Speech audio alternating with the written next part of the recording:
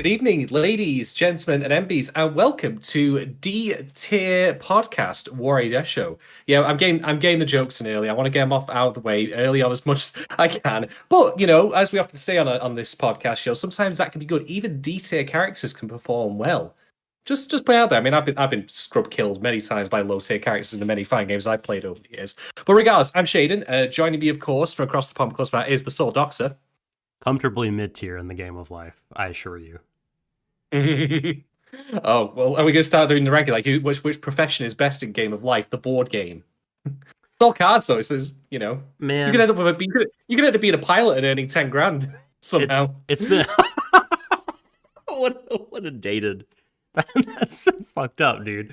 I mean, I say it's dated. It's probably, I don't know. There's a lot of jobs that don't get paid what they're worth. I don't remember anything about the game. It's been a long time. I don't know though. Like if the game of life truly is about random chance though, and actually sometimes feels quite accurate. No, for sure. Enough. For sure. That's what I mean. There is all sorts of professions that should be paid more, but definitely I don't think they're.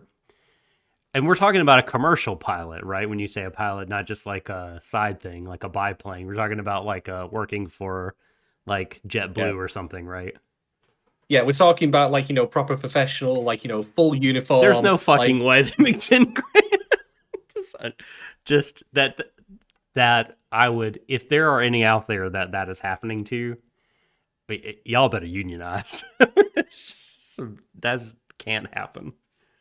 But anyway, this is Deshou the Third. It's our top tier podcast. I mean, there's the tier joke again for you. For the $5 patrons, whose contributions are always immensely valued. Thank you very much for contributing both your insights, your questions, and of course your money to us for this. Without those, this podcast would not be possible. But the patrons have spoken, the votes are in, and we are going to be covering Bottom-Tier Character Tomozaki, a show from just last season, as it turns out. It's true.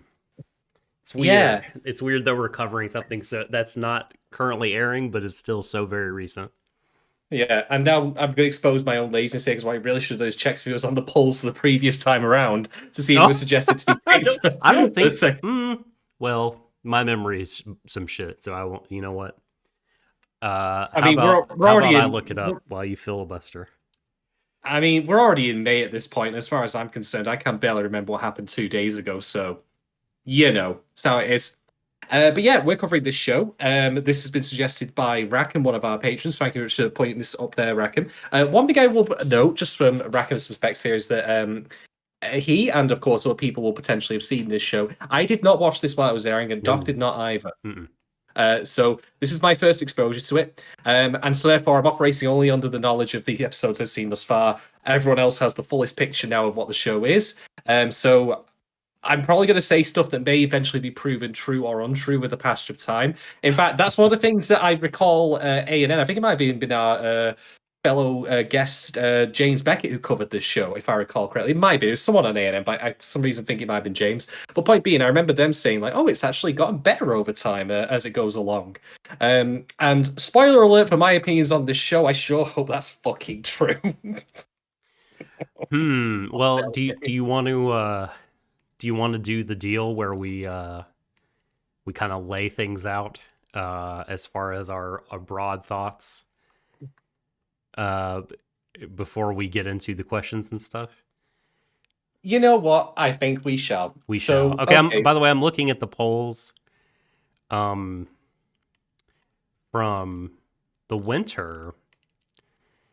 Yeah. I don't really... it didn't make it. It was like there were very few choices on both of the winter polls from what I can see. Like both polls had only 5 anime, which is a very big difference from many, many polls we've had in the past. Most of the other ones are like closer to 10 choices. But it wasn't even there this time around. No. It was not. It was not there in the season in which it aired. There we go then. All right then. My spoiler-free summary of this show. I don't get it. Okay. I don't get it. And the thing is, I'm not saying I don't get it in the sense of like I don't understand what the show is trying to say. I'm confused as to who this show is ultimately meant to be for, because I feel like there are two things happening in the show that are completely at odds with each other. Where it has what is purportedly a good message in far as why the characters act as such, but there's certain elements with the framing that I find completely disingenuous to that very, narrative and idea that they're trying to put across with what's happening between the characters. But even then, some things just don't seem to mesh together at all. It feels very disjointed to me. It's also supposedly according to Funimation, but Funimation's website this week has just been pissing me off royally. So if it turned out this show was mislabeled, I believe that too. I mean, I actually started watching episode 1. I watched it, and then it went on to episode 2, and it switched languages for me for no reason. And from ECU Funimation, sort your fucking shit out, honestly. Your player is garbage. I think it looks fine, but like it's a little buggy in terms of the stop start, like trying to get things to start and stop, especially when you like push the next episode button a couple times. So the player is going to the next episode, but you're still in the web page around it of the first episode you started with. I find it can get a little weird in those cases. It also keeps defaulting to 432p quality for me, which is confusing. That's bad. because for one, I have wired internet that can handle 1080p no problem, and secondly, 432p is not a recognized resolution. Yes. You go from 360 to 480. Sub DVD quality. Yeah, I mean. when we're getting to the point now where I feel like the only way I can make this thing work is if I slap the side of my monitor like it was a badly tuned 1960s era television, that something's wrong. Like Newgrounds circa 2000 ran better than this shit. Honestly, sort your fucking shit out, Funimation. Honestly. On the topic of weird resolutions, I have seen some players have an option to play things at 540p, which is, I don't know what that's the standard for. PSP? Very weird. What's that? The PSP? Right. Maybe. Wait, it's not standard definition. It's between SD and HD. It's very weird.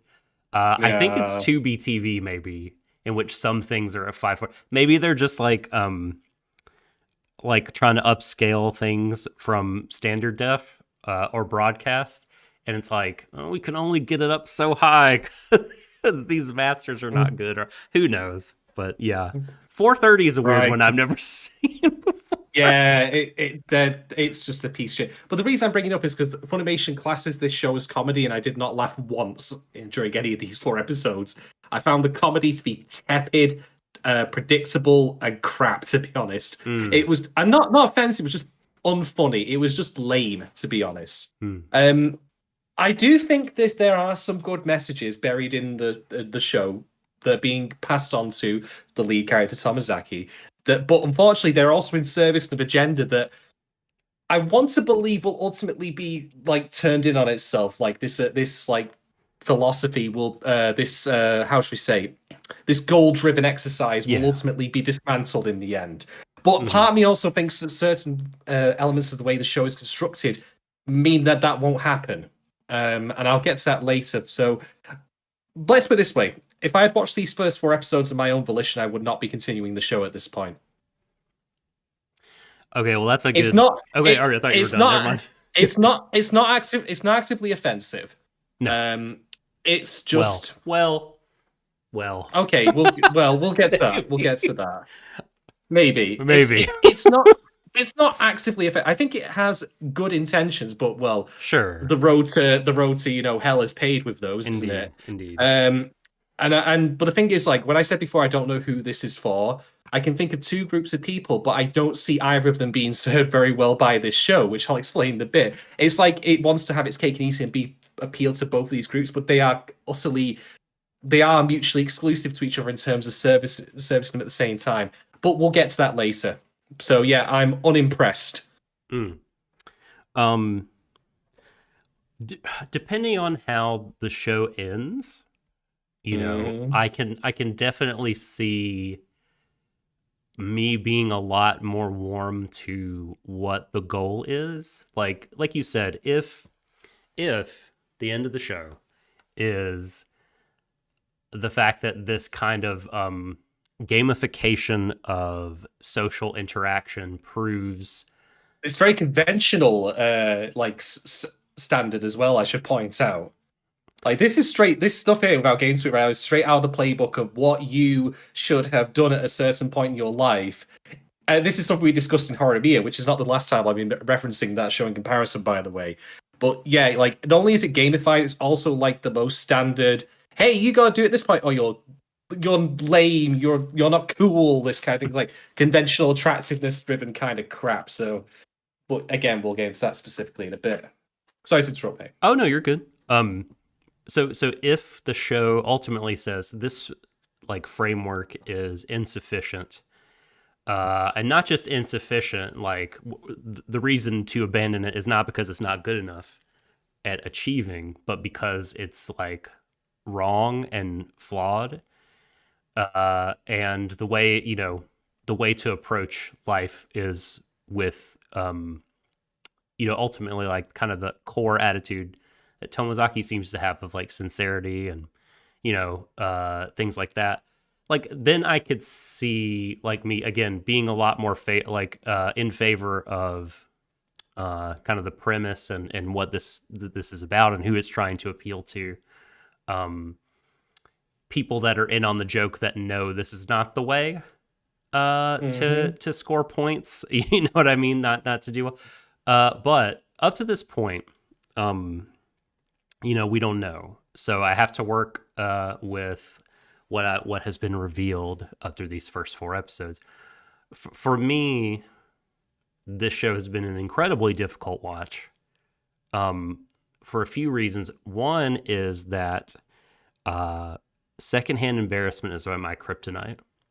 Like, I fucking hate situations where other people are in an embarrassing situation, whether or not they know it. It's like it just rips my soul right out of my body. It is incredibly difficult to watch. That's why I hate shit like Mortal Kombat stuff. That's why I hate shit like The Office, where it's just all about shitting on its characters and putting them in embarrassing situations. Not to compare this to The Office in any sort of structural way, but oh god, does Mike? Can we get the guest spot with Michael Scott coming in? He's like work experience. Yeah, I can only just imagine what all the like one-on-one interviews of all these characters would be. But no, I mean it's not like that, but it is like it insofar as like Tomozaki just gets thrown to the wolves, and it's just so goddamn embarrassing that it really hurts physically for me to experience it and all. But as the episodes go along, I know it's going to get better and better. I mean, I'm familiar enough with anime and tropes to understand like there will be an arc, right? Like, and even by episodes like 4, right? He's not just this total lamb being sent to the slaughter of social situations. Like he can, do things that other people are not just going to look at him like, what the fuck is wrong with this guy? So that's like one aspect to this. The other one is I know as a kid, I would have hated the shit out of this show. Not as a child, but like as a teenager, because a little bit like kind of you reacted to Horimiya. Like I know my past self would have just been like, there's nothing wrong with Tomozaki. Like, fuck all this. Like, why he doesn't have to like be this super fake, shitty dude just to have people like him. I mean, who cares what all these douchebags think if they're not gonna like him for who he is and all that stuff. But like, so there's a little bit of like the inner teenage me reacting to that. However, where I think you bring up like some of the show's good point, like the good message. I mean, I think it is actually really good for people who struggle socially to have kind of a playbook like this, to have crutches that they can go to and have kind of ways of coping, like recording yourself talking, all that kind of stuff. Like, I don't think this is any kind of manual that people should follow. Like, I don't think that's what the show is trying to do. Like, follow her guide and you too could be a cool person. Like, I don't think that's it. But I do think, broadly speaking, its heart is in the right place in terms of like, hey, like your life would probably be, you'd have a better quality of life if, you were able to interact with your peers and you at least had the ability to and could form relationships and stuff like that. Like I'm sympathetic to that. But I sure do hope that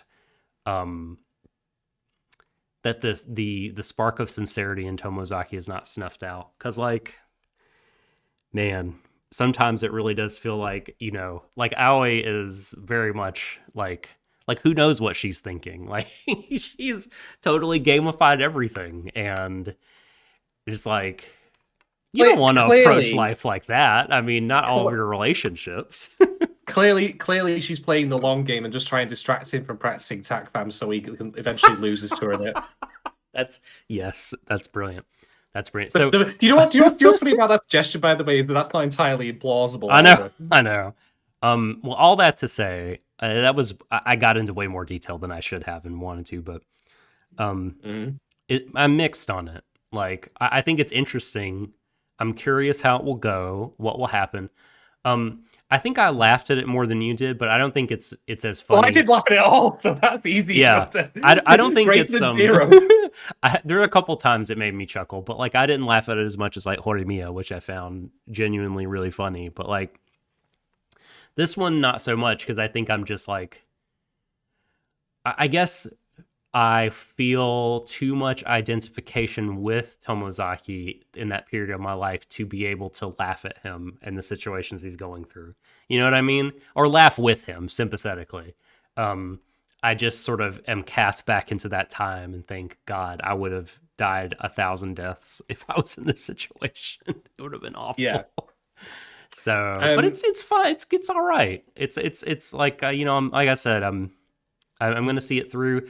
I don't think it's going to ultimately end up being for me, but we'll see. We'll see. I'm open-minded about it. We'll see it through together. We will indeed. We will indeed. I think one thing that we should probably bear in mind as we go through this, I know this was something that was mentioned about Horimiya from another anime commentator on the web, and I think it's worth also just applying it here. With exceptions, it's okay for like kids to have stupid ideas, because Minami's plan for Tomozaki is there are some good ideas sprinkled in there, but the rest of it is complete toxic garbage. Let's be honest here. And the show, to be fair, will indeed actually kind of sort of point that out with Tomozaki's retorts, like, but what about sincerity? It's just like, nah, fuck that. So I'm going to try and be fair when approaching it from that viewpoint.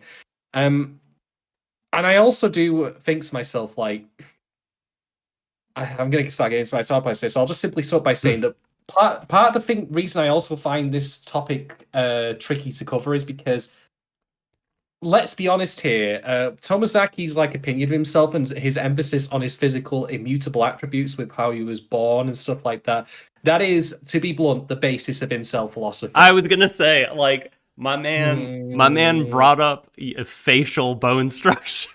I was really glad that she was like, yes, that is there. He's thinking that sort of shit. But I think the show deftly kind of like sidesteps it, counters it, like judos it, because basically Aoi is just like, nope, ain't got shit to do with it. That doesn't matter. Like, anybody can improve if they work hard enough. And so I think this is like a rejection of the incel. Like, you have, Chads, and then I don't even know the dipshit nerdy name that they give, Percival's, I don't know, and then you can't do anything. It's all about the fucking bone structure. The fantasy characters. Yeah, whatever. Becky's and Jennifer's or whatever they did. Like, this is a rejection of that.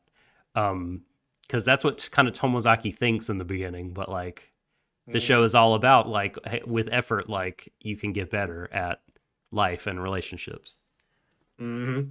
And this is also why I'm just going to get this out here right now. Something I've decided I'm ultimately not going to criticize the show for, even though probably in other circumstances I would have done that, is thus far, we don't know why Tomozaki thinks the way he does. And there's not much backstory really to build up. And here's the thing, right?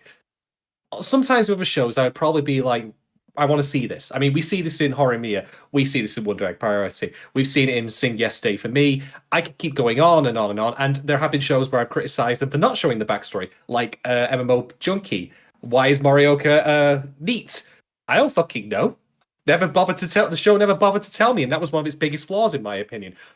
But here's the thing: life is the aggregate like of many different experiences. It can be one big moment that truly hurts and harms you, like what happens in The Silent Voice, for example. That was one of the things I was thinking of with respect to this show. Or it can be many little things, little failures that accumulate over time, like Snowball. And I'm going to give the show a free pass on this one, basically, because I'm going to allow it just to not explain the backstory and just say there are people who get up to that point, you know, where they have had all these little failures, and that has led them to feel the way they do, like Tomozaki does. He's an every nerd.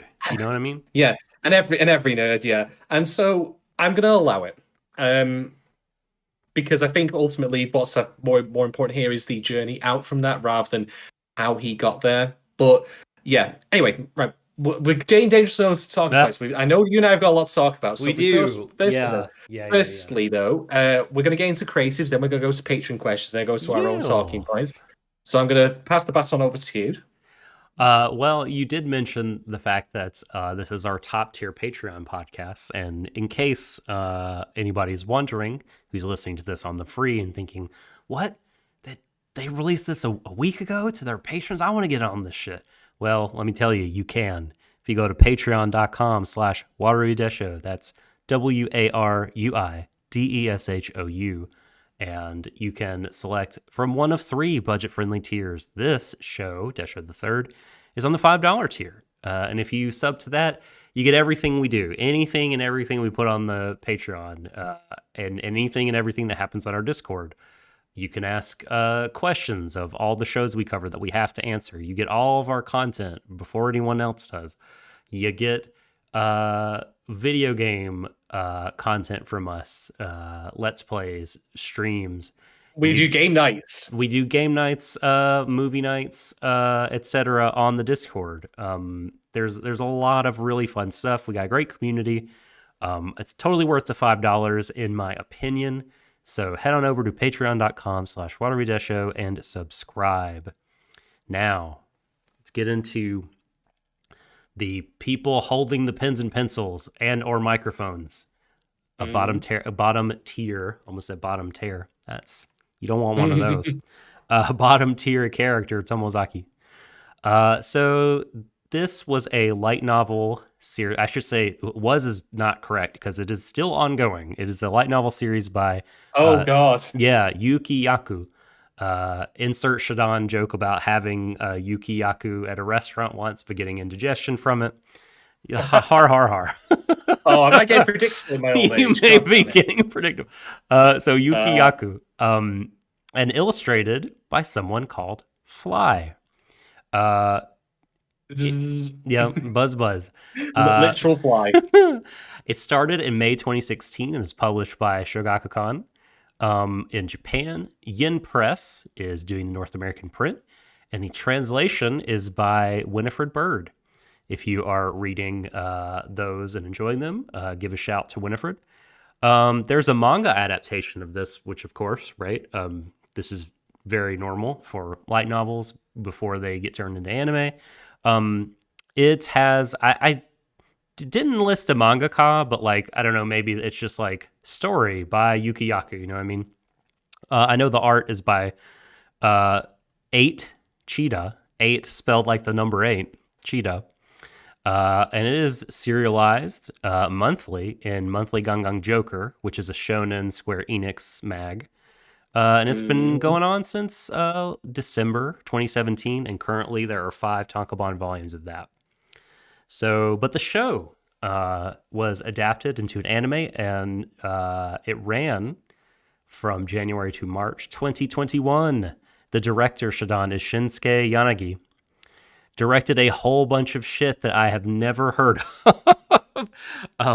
Let me tell you. So, all right, the Angels 3-piece. Oh no, I don't like the sound of that. There's something about that name that just fills me with dread.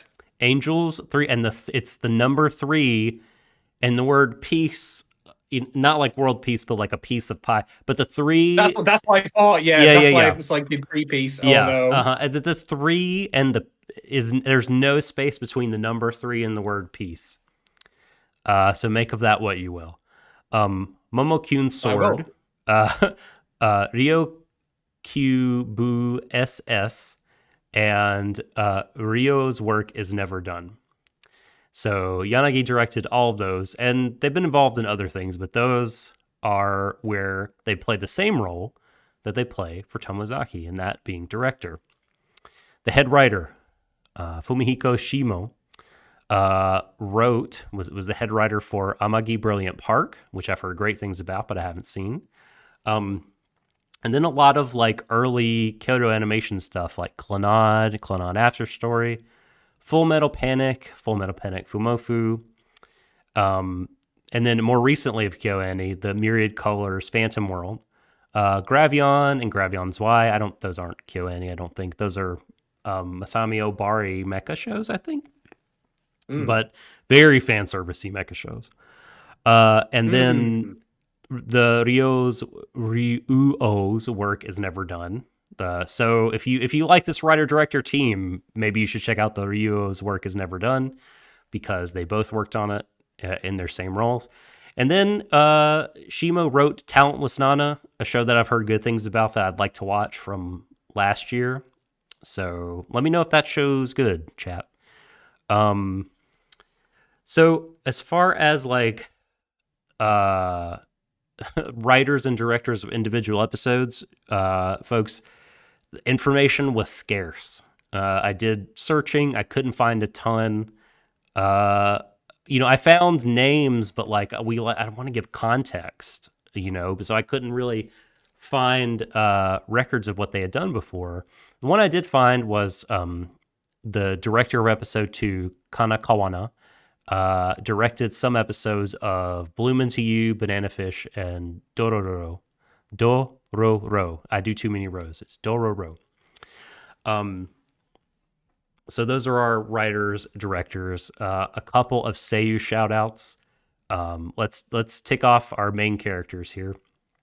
Tomozaki, voiced by Gen Sato, who is Rintaro Futsu in Stars Align, Gale in That Time I Got Reincarnated as a Slime, and Chrome in Dr. Stone. A lot of like really recent anime, but well-known ones I found on the CV. Nice. There wasn't anything super old on there, so maybe they're relatively new. Yeah, it must be relatively recent one. Fair play. Yeah, and so we got Aoi as well. Aoi Hinami is voiced by Hisako Kanemoto. She has significantly more experience. She's Fee in Trails of Cold. In the show or as a voice actress. Oh, in both. You're right. But yeah, no, as an actor, right? So she's Fee in Trails of Cold Steel, that series. Mm-hmm. She is Sakura in Fire Emblem Fates. She is Asako Arg in Fire Force.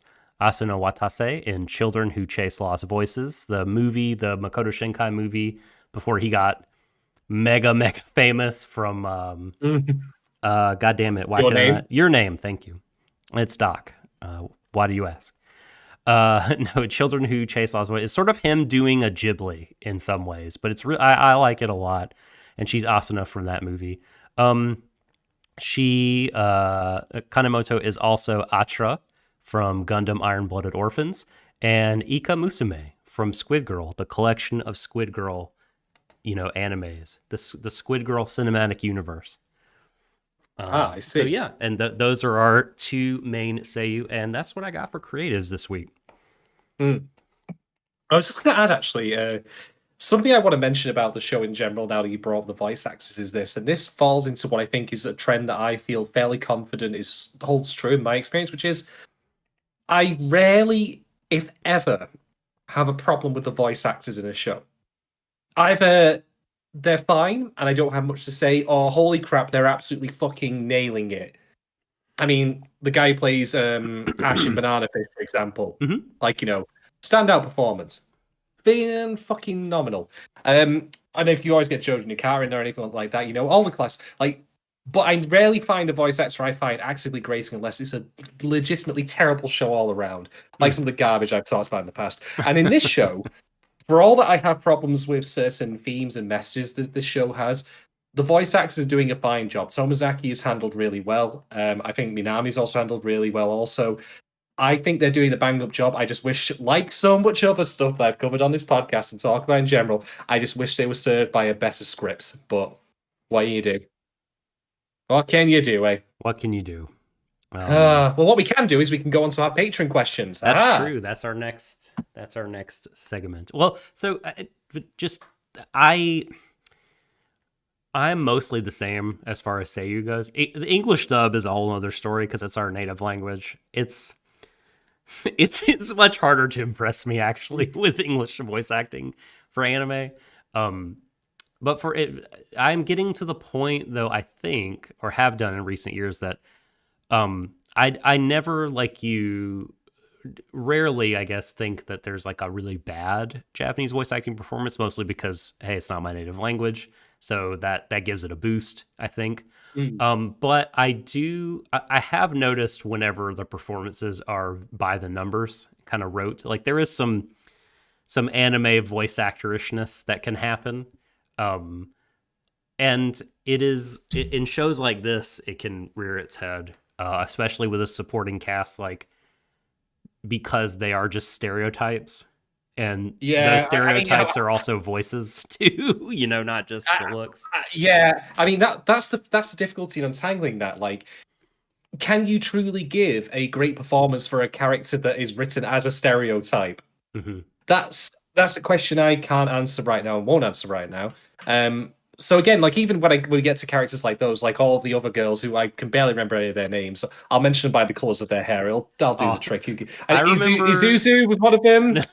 Izumi. There's the one with the Izumi. The blue hair is Mimimi. That's her nickname. And then not Ray from Evangelion. I don't know. Oh, they don't have. That's a different shade of blue. You dingus. And a different length. No, the gray haired one. Oh, well, Ray's hair is blue as well. It's like a pale blue, but Fuka's hair in this show is silver. Yes, they're different. They're different. Whatever. We're literally splitting hairs here. Totally different personality than Rei Ayanami. I was going by totally different because again, talking stereotypes. Listen, but anyway, someone posts a link to a picture of Rei just to make him feel. It's fine. I won't look at it anyway. I'm just going to stick with what's in my head canon. I mean, I'm thinking more of all the fan art I've seen of her, where I'm sure they've drawn her as silver. But anyway, it doesn't matter. We're talking about a different show entirely. That is admittedly about a low-tier character getting the shit bullied out of me. Oh yes, it is about a low-tier character who becomes god tier in a very real way. In a very real way. Holy shit. But yeah, no, I agree with you. It's even the voice actresses for all the various women do fine. They play the roles that are demanded of them. But the problem is the roles don't demand much of them because they are cardboard cutouts, for lack of a better phrase. Yeah. And that is actually going to be one of my biggest criticisms of the show, but I have to wait on saying that because we have Patreon questions. Yeah. Mm-hmm. So with that in mind, our first batch of questions comes from Gogo Type Robot. The very first one is, how useful is the advice given to Tomozaki, and what additional suggestions would you make? Well, the first suggestion I'd make is to ignore most of what Minami is saying, really, and just take away some of the core elements of it. Okay. Oh, wrong name, though. She's Aoi. Isn't that her surname? It's not Minami. Let me pull up my notes, because I wrote it is... Hinami. Hinami, there we go. I was getting mixed up with the Gridman, sorry, the Diner Zenon character. Minami is actually I think the surname for the blue-haired girl, but that's why that's she not goes confusing by at all. Well, she goes by Mimimi, so that's a little bit easier to remember. Oh, do you mean the noise that Beaker makes from the Muppets? Yeah, the noise Yoshi makes when he's like, flying to Yoshi. Okay, and this is sort of relevant because this is a Smash Brothers. This is an anime heavily featuring a Smash Brothers clone. What the fuck is up with the Yoshi? Like, I've wondered this about the Yoshi's voice. He makes two kind of like sounds. You have that like that Elmo register that the voice is at. But then when you do like a super jump, he goes, which is a totally different sound. You think it would go like, because again, everything else is like, but like, it's just weird. It's always weirded me the fuck out. That all I'll say, Doc, is imagine like lifting a really, really heavy box and you go like that, and then that's basically what Yoshi's doing is he's flexing his leg muscles to make that jump. So like that. There you go. It's like lifting a really heavy object. Okay. So here's the thing, right? I need to get this out there right now so we can be clear on what's happening in the show, because this of course being Deshou the Third, we don't provide full plot recaps, we just provide context where appropriate. I can't pronounce this name for shit. Hinami. Yeah. Hinami, right, there we go.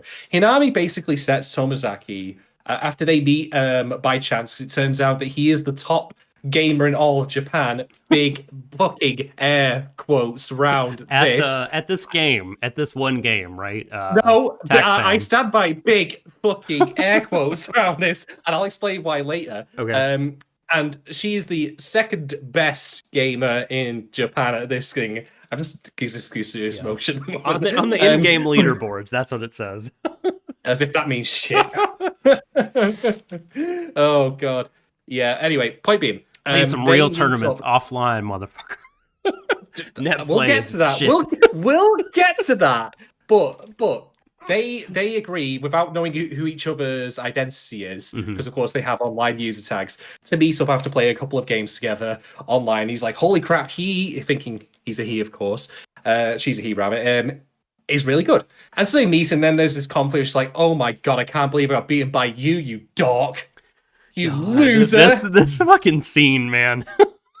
She eviscerates him. And we'll get to that separately. She thinks he's the jerk because, like, he fucking let her down, and it's like, you're making me feel bad because I'm losing to you. You're such a jerk. Oh, wait a minute. No. That's not how this works. Oh god. But anyway, so she agrees, or rather, I don't know if he necessarily. Well, he agrees to eventually. She suggests to him, all right, I'm going to help you level up. Let's use the terminology that this show dabbles in, this show parlays in, right? I'm going to help you level up. I'm going to get you to grind out your skills and become a top-tier human being, whatever that means. And that involves numerous goals, some of which are strike up a natural conversation with your fellow classmates. The other of which, the end goal, the main quest, if you want to call it that. Yes, it is. Let's kill the fuck out of Sephiroth. Let's beat Lavos. Let's do all this shit. Is get a girlfriend. Man. Very dehumanizing, isn't it? and here's the thing. Here's the thing, right? That's combined with the fact that the show's cast is mostly female. Oh no! Because sorry, you'll be hearing an echo for just a second because my headphones came out. They're back in though. Please continue. Doc was flailing in pain thinking about this. But let's be blunt here, and people in our chat, for those who might not be watching live, have noticed as well. What she is teaching him is not necessarily just purely to be more confident and more happy within himself. She is teaching him to become a pickup artist. There is no other term for it. This is the fucking Roosh shit right here. It really fucking is. Man. And that's because in turn she says to him, he says, don't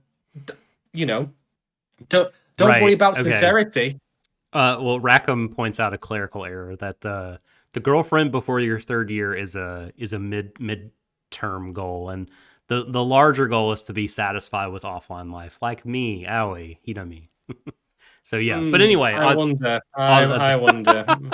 but please continue. That affects nothing to what you're saying. It doesn't detract from the fact that it's still a completely facile and shallow goal, to be quite honest. That I mean, we saw Horimiya just last season, and one of the lessons of that was, hey, you cis-het teenager dude, get yourself a girl, you start shagging. Will that make you feel better inside?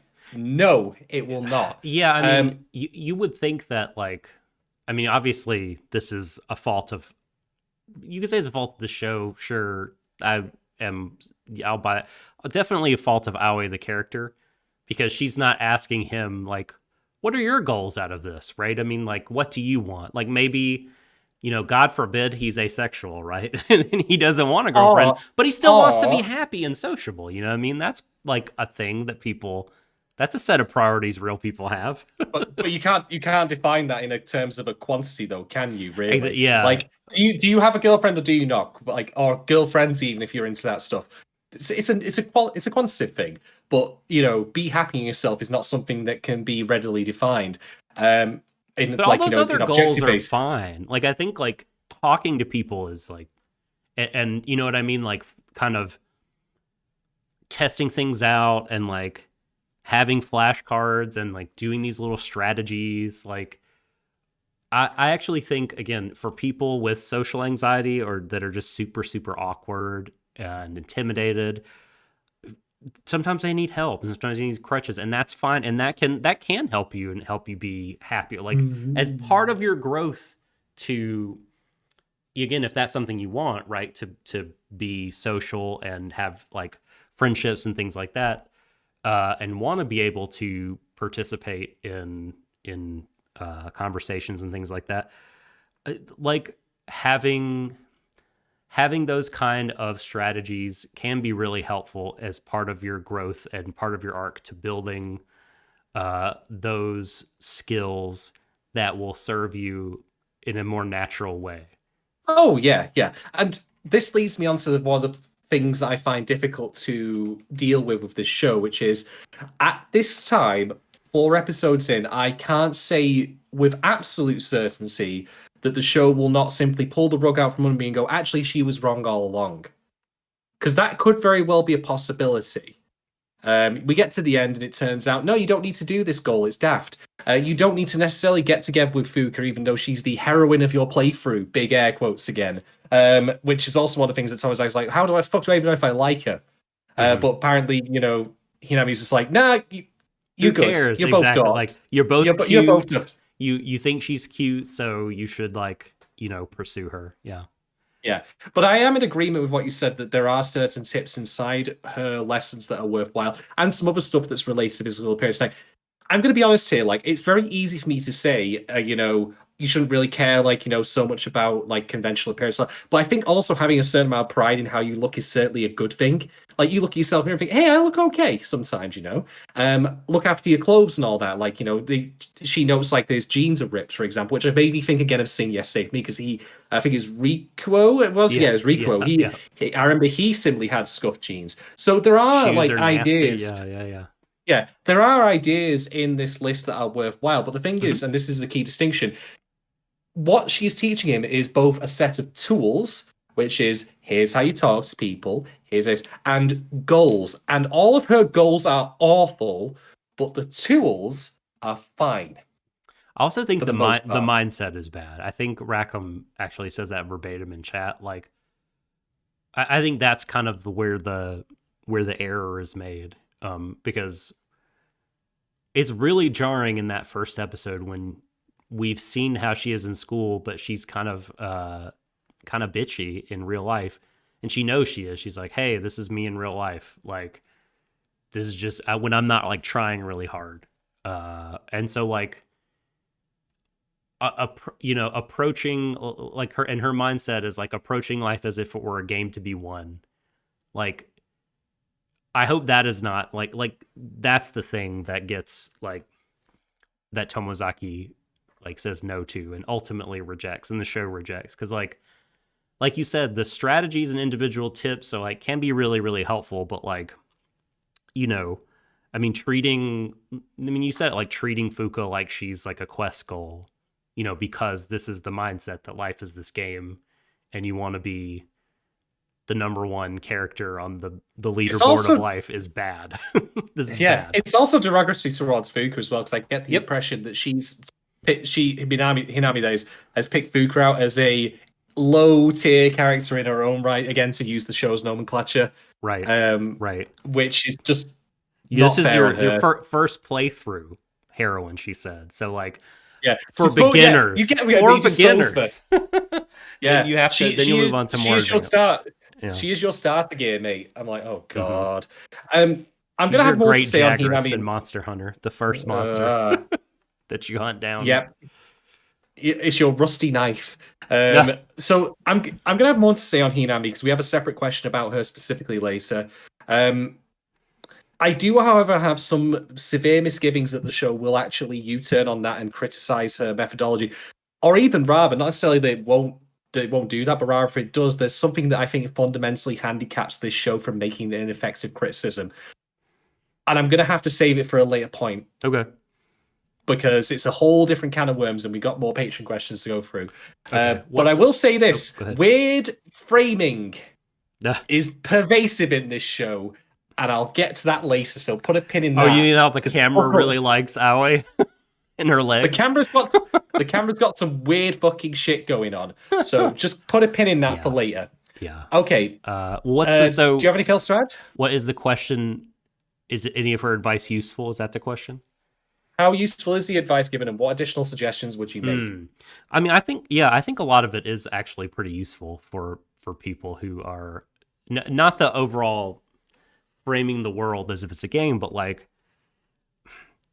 you know, maybe just kind of using the game, understanding that life is more than that and that people are people and not just numbers, but using that framework as a what? No, I'm just humming in just okay. Saying the mood for later. Okay. Let's put it that way when you say that. Understanding that. But because you're struggling so hard, you need some kind of something to help you get your foot in the door. And so maybe you start with that as a pretend framework even. That's fine. And you can score yourself or whatever, as long, again, as you keep in mind, this is not good. This is not this does not map onto the universe in any significant way, and people don't deserve ultimately to be treated like that. But the individual strategies of like flashcards, conversation topics, recording yourself talking, practicing running through things can be good. Although a fucking haircut, sure, makeover, like that stuff is could do wonders for you.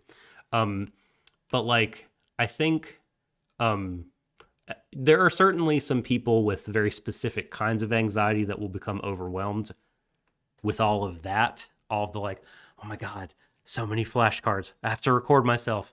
I need to get better. I need to like have this exactly down word for word. And like that kind of rigidity can be bad. So it's like about being in touch with like the kind of person you are and understanding what will work for you best.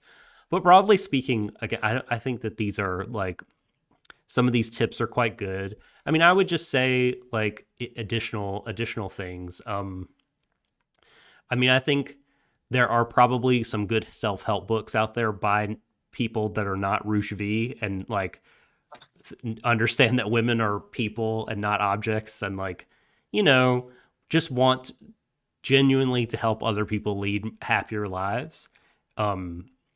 You know, maybe like speak to a librarian or something like that to speak to your. The thing is, I was going to add, like my suggestion would also be speak to your parents. If your parents are supportive and loving, they probably will. I mean, they might even necessarily have good advice to offer, because you know the childhoods of like my parents very different from mine, and in turn, like I don't have kids of my own, but I'm sure that I can at least say on your behalf, Doc, that the childhoods of your kids are different from your own in turn as well. But that does not mean you cannot be there as a loving, supportive figure who can give, like, you know, backing to someone wanting, like, to your kids wanting to be better.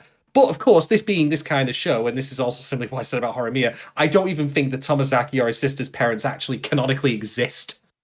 Yeah, they're not important. No, and I which mean, is I a don't know. shame. If you're a teenager, though, you probably aren't going to talk to your parents about this shit. That's probably super embarrassing for you. I don't know, maybe like, and he can't talk to his sister either. So that's tough finding someone you trust to talk to, because that's like half the battle right there, Yeah. is establishing that kind of rapport Well, with his someone. his sister is only in the show for two reasons. So Yeah. one of which is for limp attempts at comedy when she's mocking him, and two, to reappear in a reused shot of her in her short shorts. It's the Exactly. exact same animation. The show loves the short shorts. I don't.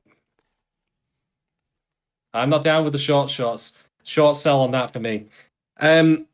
Yeah, that's the only other piece of advice I'd offer, which is, I mean, I know you say like that it can be different, and that in itself though could be a thing in which his parents are around, just like, hey, what the fuck's going on? I mean, we saw this in Wonder Egg with Ai's mum, for example, where there is that initial hurdle, that deep inner resistance to speaking to your parents because it's, ingrained that you don't do that kind of stuff as a teenager, and then maybe you could overcome that for like some advice later on. That's the thing, like even that resistance can be a good dramatic point in itself. I guess, But man. I would not, but like in a show like this, because I mean, I can super relate. Like I was like the bottom tier character of my high school, certainly my high school class, if not the whole high school. Like, and I never talked to my parents about it. I didn't want their help on, because they were embarrassing. They were embarrassing parents. They don't know anything about what I'm going through. They can't understand me or relate to me. Like, and they didn't, I mean, and my mother would kind of make attempts or whatever, but like, and I, we were friendly and like had a good relationship or whatever, but like my social life was kind of an off limits thing, in my opinion. I was very private about that. And I would expect Tomozaki will be like that. And I think that's probably not that abnormal to not like, hey, mom and dad, I'm having problems being popular. Can you help me be popular? Well, I see where you're coming from, but I mean, I'm not saying that the show's lesser for not having parents in it. Like, I know I complained about that in Horimiya, and that was because it was in a weird state where there were some parents, but others there just fucking weren't for no adequately explained reason. Sure. Here, their complete absence, I think, actually makes it acceptable or palpable. But that would be if I was to. The question was, what advice I would say? Talk to your fucking parents. If you if you have open-minded, supportive parents. If you don't fucking involve them in the slightest. Yeah, right. Yeah, that's you'll only hurt yourself more as a result. All right, next question from Gogo Sorry Robot. How well does bottom tier character Tomozaki reflects fighting game culture? It does not. Moving on. Yeah, I don't even know if it's interested in that very much, right? I hate to be acidic about this. I really do. Well, to be fair, you're talking about your local fighting game culture. Well, not even that. Let me explain. So here's the thing, right? I'm going to go in with a pretty pointed criticism of this show, which is TACFAM as a Super Smash Bros. Clone could be replaced with anything. Sure. And that to me is bothersome. And why is it bothersome, you might say? Now, this is not because, like, I'm an invested fighting game. I don't even really care about Smash Bros. It's not my thing. But part of the problem for me is this, right? First off, the show actively ignores opportunities to exploit TACFAM as a concept to discuss in video game terms, like the very stuff. Like, there's a particular scene that just completely and utterly galled me because I thought you missed the most obvious thing in the world here, which is I think Hinami says like this game, like this game that we call life. Like when you have a game over and you start again, do you know what's different? You get to keep your experience, or like you get a little stronger. You gain XP from failing. Yeah. Which if I knew better, I would have thought that might have been a reference to Hades. Like I'd see Tomozaki coming out of that pool of blood at the end. Oh, not again. Don't. But I'm sorry to say, what happens when you lose a fighting game match? You learn from it. The actual more apt analogy is right there, and it would slot perfectly in with TACFAM as an established concept that both of these characters are intimately familiar with. And so that's one of the things that annoy me, because I'm like, this game is completely perfunctory. It could be anything else, and that bothers me because it feels like it's just been put in there slapdash. But that being said, I actually know it wasn't put in there slapdash, and do you want to know why? This is the most esoteric reference I can think of, but for the longest time, Smash Brothers in tournaments was played on CRTs. Mm-hmm. Because the only accepted, I think it was like Melee, I think Melee, it was it on the is. GameCube. Mm-hmm. Yeah. And so what do we see in the very first episode? Tomozaki is playing on a CRT. Mm-hmm. So the person who wrote this story clearly knows Smash Bros. Quite intimately and Smash Sure. Bros. Tournament culture. To have put that reference they have Fox as a top tier character, and Star Fox has, and definitely in Melee, is a top, you know, one of the, like, I think it's like Fox, Sheik, and oh god, who's the other? Marth are like the three kind of like, here's the top tier. And so yeah, they definitely know Smash. Yeah, so they understand Smash. They understand, like, what people did in order to have it run as a tournament. But that is it. It is entirely for aesthetic and for cheap references like that. Like cute little, like, oh, CRT reference. Even though there is so much more that could have been done with this because it is a fighting game. Where, like, for example, are there any tournaments? Do they go to tournaments? Like, they call Tomozaki the top player in Japan. I'm like, that's bullshit. Because that's based solely on an online racing? No, piss off. I like that. Well, that's and what the she reason thinks. That's only what the- Aoi thinks. You know what I mean? Who plays in net tournaments? Like, maybe that's their own kind of way of looking at it, and they're not. It's not like the Japanese Fighting Game Association is like, we publish rankings and Tomozaki's number one. Like, you know what I mean? This is just their own little. There is view of it. there is a dance system for various games in Japan. I know that's fighting but games. they don't reference that. It's only conversation between two people, right? But here's the thing that gets me: there is so much potential you could mine out of the idea of this being a fighting game and there being tournaments associated with it, or meetups, hangouts, you name it. Oh, he would never do that. He would never. Would he not though? Because he actually did meet No Name. Sure. He because took No that Name's the step. only player he respected. So yeah, I mean, like, yes, that's a good point though. I mean, maybe if he was thinking there would be a lot of other like people to talk to about the game, maybe he would go. Yeah, that's a fair point. Yeah. I mean, the problem with all of this boils down to but that would like get the focus like off of like what the show's trying to do, I think.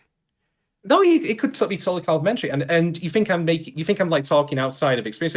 Like when I first started going to tours, I was very nervous. I didn't want to speak to her. Like I actually, in the very first tour I went to, I entered under my first real name, and then I actually put my nickname. I was embarrassed to use it. Like I'll admit that. Like that was a stepping stone for me. And I've met other people who've been so deeply invested in playing games like Tomozaki is, like this, where they've tied some sense of their self-worth to it, where when they lose, they get deeply upset by it, and they've had to critically reevaluate themselves.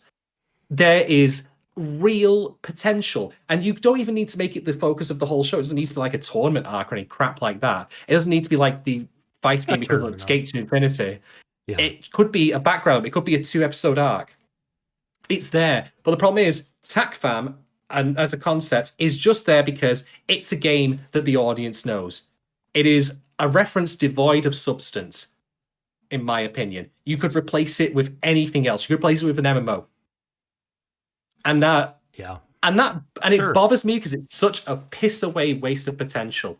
And also, the other problem I have with it is that I understand the desire for, like, trying to make shows accessible by, like, I mean, we talked about, like, traveling in speaking the terms of the show, like, talking in game language where people talk about stats, they talk about hit points, levels, grinding quests. Sure. You name it. Sure. And I don't mind that so much, but to me, this show is very nakedly only doing that as shorthand for, like, essentially as a cheap way of writing to engage with the audience rather than challenging them, which also makes it feel kind of hypocritical to what the show is meant to be about. Catherine brought up a similar point in chat earlier that, like, they use like a grab bag of gamer jargon rather than focusing on the fighting game lingo. Yeah. Well, okay. So I can't really talk about fighting game culture because, like, I've never been part of a scene, but there was something you said like that I'll use as a springboard to talk about something. You talked about TACFAM and whether or not they use it enough. I think that they talk about TACFAM too much because I think I think that it is, like you said, I mean, it's kind of it could be any game. It's like establishing who this guy is and sort of showing like a starting point. And it does provide him, it actually does have a really interesting scene in episode 4 that feels very fighting game specific. But anyway, the point I'm making is like, I feel like they, how do I say this?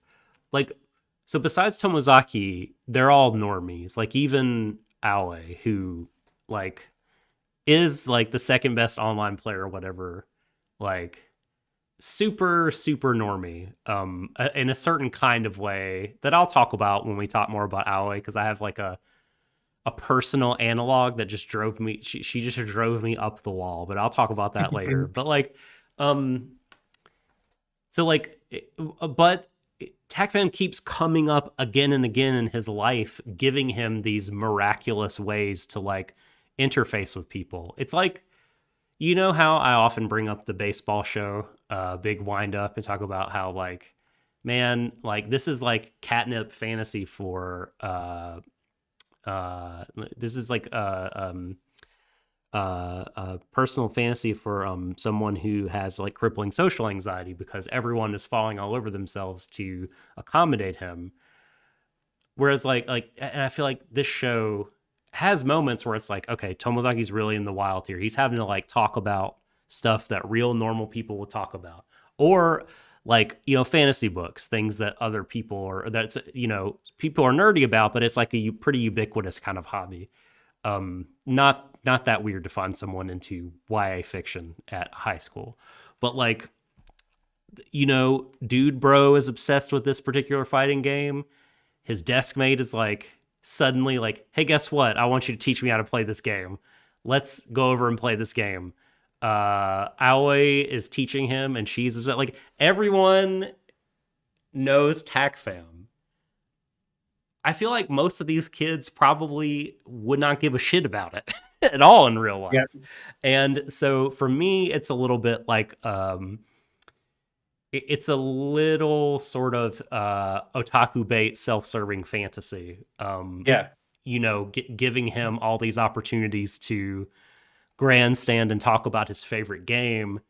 And I don't know, just like the game he happens to be super into is like, you know, culturally significant and everybody knows about it. And maybe this is just like old me coming at it from when I was in high school. Maybe that's more normal now, where, you know, people know about your game. Everybody knows about games. Everyone's a casual gamer. I don't use that in a derogatory way. I just meant like, this is the de facto medium of our culture now, rather than books or movies. Video games. Everybody plays video games. So maybe that's like way more normal. It just felt like contrived to me.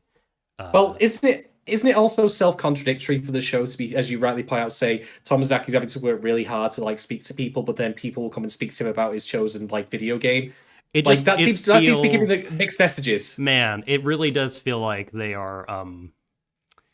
It's true what you say. Like, he's about to give up, and then Izumi's like, "Teach me, oh sage, how to play this video game." It's like, well, this whole relationship is going to take off now, and you know, he's been saved from crashing and burning, and you know, all because like the writers threw him this bone that really does feel like the writers coming into the screen, like you feel their hand reaching into it and messing with shit. So, well, to your thing there, I do agree with you, but I have 3 points I want to bring up just to explore this topic a little further. Okay. The first of which is this. TACFAM isn't the only game mentioned in the block of episodes that we're covering, the 1 through 4. There is also one that is part of Hinami's history, the Oinko one. Yeah, the pig one. Mm-hmm. And here's the thing that I really liked about this. It comes up pretty much a propos of like nothing, just referencing her like doing this one thing that's not known as exactly. Like, and it leaves to her and Tomozaki having an honest to God, like genuine nerd out over it. And that was a cute moment. It felt authentic. It wasn't forced. It was really, really neat. I like that a lot. The second thing I'm going to mention is because they planted the seed. It didn't feel forced because like they let it breathe. They planted the seed in episode 1, and then it came up again in a later episode, and then it came out. Yeah, exactly. And the second thing I'm going to mention is this. I don't think that like you could very well have a scene in which a character who's never played TACFAM or any game before, like sees Tomozaki playing it, and they are genuinely interested in wanting to know what it is, just out of pure curiosity. But when it happens so often, as you say, that's when the artifice becomes apparent. That's when you can start seeing the seams, as you say. Yeah. What was the final point? Why does everyone think it's creepy that he's so fucking good? I hate that. Like, is this like a real? This must be how real teenage girls react to things like. Excuse me. React to things. They felt like sneezing when looking at it because they just felt so appalled. Who's talking about me? Isn't that what the joke is? Naming someone's talking about me because I sneezed out of the blue. Oh no! But yeah, everyone's like. No one's like, whoa, you just kicked that dude's ass. Everyone's like, chemo, is it kimochi? Not kimochi. It's, I can't remember what the word is, but they're like, creepy. This is, your moves are creepy. What the fuck is that? That's must be weird, very cultural. Yeah. It must be a cultural thing.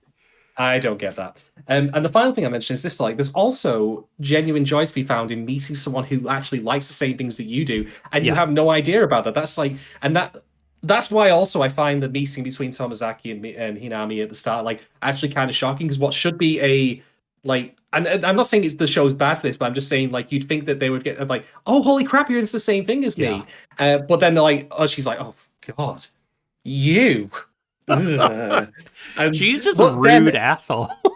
Yeah, but then later on they do have that genuine moment with the Onko game, which is quite good. So there are ways and means for all of this, for this game, for TACFAM to be implemented, both from what I've said and what you've said, in a way that would give better drama, better humor, better heart. But it's just not done properly, in my opinion. When you could literally replace TACFAM with, I don't know, Final Fantasy 15 Seven Sword up to level 60, free trial, when you could replace it with that, and very little would need to change. That tells me that you're just putting shit in. Basically, we can't do MMOs anymore. That's just been done to death. What can we do? Oh, it's not. It's not like Sword Art Online is popular or anything. I wonder if it's still Smash in the original. Probably. I mean, 2016 is not. I mean, yes, Smash has been a thing for. Well, the thing is, he's playing on a Switch or what is or a fake. What's the off-brand fucking? He's playing on a Switch, but with a DualShock 4 control. You can get Switch controllers, to be fair, so I'll allow it. Oh no, but it looks like a DualShock 4. The Switch controller does not look like that. The Pro, a Yomotendo or whatever. Yeah, Yomotendo. Yeah, I have many Switch Pro controllers at home. They do not look like that. It's yeah. Maybe he's using an adapter. Who knows? It's just funny. I like the off-brand tech. I've seen Stranger Things. I've seen a champion of playing Guilty Gear use. He was using an arcade stick that had an adapter held inside a VHS case. Oh my god! So my joke when I got to see it was like, you might want to get that returned because I think you're late for your due, mate. Exactly. Yeah. Please rewind that. Yeah. Well, can I? Yeah. Like. Oh, go ahead. Go ahead. No, I was gonna. So, yeah, you finish. So my final point is on the whole like FGC thing. Like, it doesn't represent all, but the thing is, the only reason the game is in there because the show is using gaming terminology as shorthand, which just feels lazy. I mean, why else have it so explicitly be a fake Nintendo Switch and it be Smash Brothers rather than an original creation?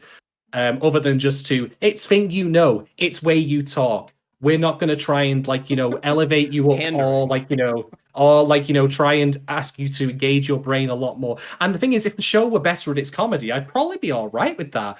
But it's trying to be funny and also be meaningful at the same time, and it's not really succeeding at either. So wah. I mean, maybe the idea is like that. Those games, MMOs and RPGs in general, are just more prevalent in Japan, and they want to use some language that the general audience understands, or maybe it's a concession that they don't want to make it for like exclusive, like lose the non-fighting game people. If that were true, though, then they would have more fighting game terminology in the actual conversations rather than the pick and mix that we have. No, but I'm saying they don't want to have FG terminology in there because maybe MMOs and stuff are like there's more cultural currency there, and you could you could bring along more general nerds who understand that stuff. You know, I get that, because I mean, if I was to say for example, like what frame data is, your average, like on average, I'd say if I said what frame data is, people go, what the fuck is that? Yeah. But it'd be more likely that if I said you gain a level, that even the layman would get it. Yeah. Which would then make more sense for TACFAM to be a fucking RPG. Exactly. So there's one time, the part in episode 4, I think, when Tomozaki like vociferously defends, is it Nakamura, I think he's called, to Erica, and is like, listen, my man has been practicing. Do you know how much effort it takes to pull off that combo like flawlessly? Like, it's not easy. He clearly put in a lot of effort, and his effort has been rewarded because he took a stock off me, and I don't like you making fun of my game. And what's more, the worst thing is you make fun of people who do put in effort when you don't put in any effort at all, and that like pisses me off. That felt very fighting game specific. The whole like put in effort, practice, get tangible result feels way more like fighting game than it does RPG or MMO. Those things I don't think are things that, like, practice in an MMO, it feels like a foreign concept to me. Like, I don't think that's like for raid and dungeon encounters. There's a lot of strategy and coordination involved in that. Yeah, but I mean, but they're very specific about like he took off a stock. That's like Smash Linko. Like when you play 3 stock matches, I think, or tournament match rules. But like that felt I don't know, like maybe it's just my MMO inexperience. Like, yeah, I mean, you could practice, but that's a group thing. He clearly holed up in a room and practiced by himself, and that's what it talks about. That scene really did feel like you couldn't have that scene without this being a fighting game. It would be totally different. Like that whole, and his whole deal about effort being rewarded, that feels again like a very, I mean, I see like fucking, Dacid Bro and all these fighting game people, like that's their whole thing on Twitter, trying to coach people up, like, do the work, right after Evo, they're like, here's where Evo season starts, where you start doing the work for next Evo, and it'll get reward. Like, this is hustling and working hard is like the ethos of that community. And so to me, that scene just oozed fighting game. And if it was an RPG, like that just wouldn't be, it just wouldn't be, if it was an MMO, that wouldn't be it. It would be a totally different thing. Like he wouldn't need to practice all the time to get good to beat someone. You know what I mean? That's just not. So that's a scene I feel like that they totally could not have replaced if they replaced the game. I suppose. All I can think of when I think that, though, is if they were so on the mark with that, why the fuck couldn't they have used TACFAM for that conversation between Hinami and Tomozaki, like about learning from your defeats? Oh, I know. They missed that one. Sure. Yeah. They dropped the ball real hard there. All right, I'll allow it. Okay, so it's 9. So I would take back my original answer, which is it does, and which is it does very slightly. It gets a passing grade. I guess. Like inconsistent about it, but I mean, yeah. She is very much in that scene speaking in general terms about like game overs rather than, because the experience that you gain in a fighting game from losing is real experience in your brain, nothing in the game. But she's talking about like, in the game of life, still looking at it as a game. In game, you gain XP from failure, which is not like a thing in most games. I think she's just like, illustrating the concept, illustrating how different life is from other video games. Like, so, yeah. I will add one more thing, which is not really related to the question, but it's worth bringing up when we're talking about games and using game language and terms and rules as a way of explaining your life.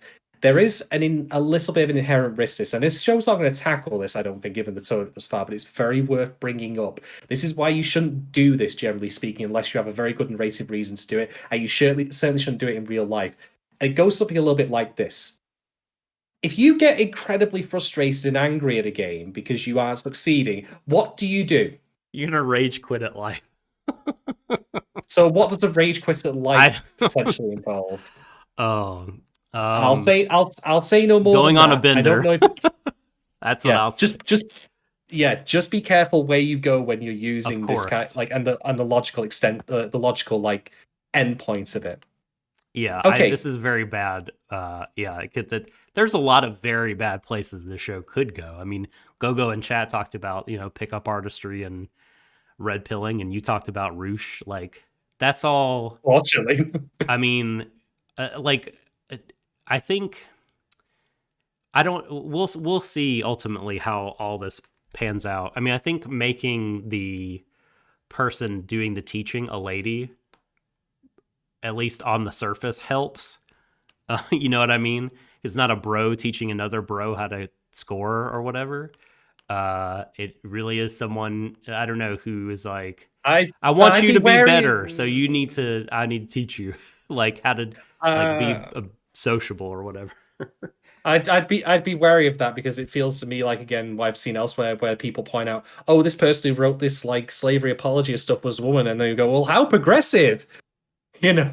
It's it. Uh, That's what I anyway, mean. That's what I mean by saying on the surface, like. because I mean, believe me, this show has plenty of surface problems with the fact that most of its cast are women, but we'll get to that in a bit. All right, we'll move on to our next set of questions. Then these ones come from Racken.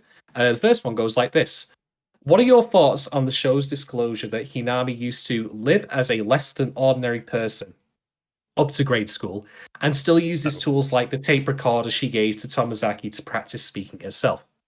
Okay, I have only really one answer to this, and it's a point in the show's favor, which is this. Tomozaki said, like at the very beginning, that people like Hinami were, blessed with perfect scores. Like they basically low effort people. They didn't have to try to succeed. They just They were did, and born it into happened. being Like top tier. yeah, yeah. And we, as a discerning audience, we know that's not true. We know for a fact that people do have to try. Inevitably, some people might get born with mild genetic advantages, but it's mostly environment. It's mostly how much effort you put in. Like, I'll be honest, I look the way I am mostly because of my environment. I'm not fit. I'm not necessarily healthy, but that's my choice for lack, even though it's not the best choice. And so what I like about this use of the voice recorder and showing that she's still using it, or at least has used it in the past, is it adds credence to what she's been saying. It backs up her points that they are actually, things that have evidence behind them. They are evidenced by her own background. She's not just simply offering platitudes to Tomozaki for, how to improve at life. She has actually done it and it's helped herself. And so that backs that up. So I quite like that. It could potentially also lead further down the line into some sort of character where that facade breaks and she reverts a little bit in some way or another. We'll see. I don't know. But I think that it's certainly a worthwhile and decent inclusion to the story thus far that makes her, for all of her faults and all of the awful, awful things that she's said, at least gives weight to the fact that, hey, I got here through hard work, and here's the proof. I'm not simply making shit up. I've tried it and it's worked for me. It can work for you. Anyway, I hope Doc's gone to check. I mean, he's got his mask on, so if for those of you not watching currently live, Doc has currently left to go do some undisclosed task. I'll note he put on his mask, which of course will be for COVID-19, but I like to believe that perhaps he might be practicing his smiling underneath. Maybe he's got inspired by the show. I don't know, but he's a smiley man anyway. Doc's a good guy. He doesn't need that. So I'll just wait for him to come back to answer the question. In fact, I just hear a little muffling now. He should hopefully be returning.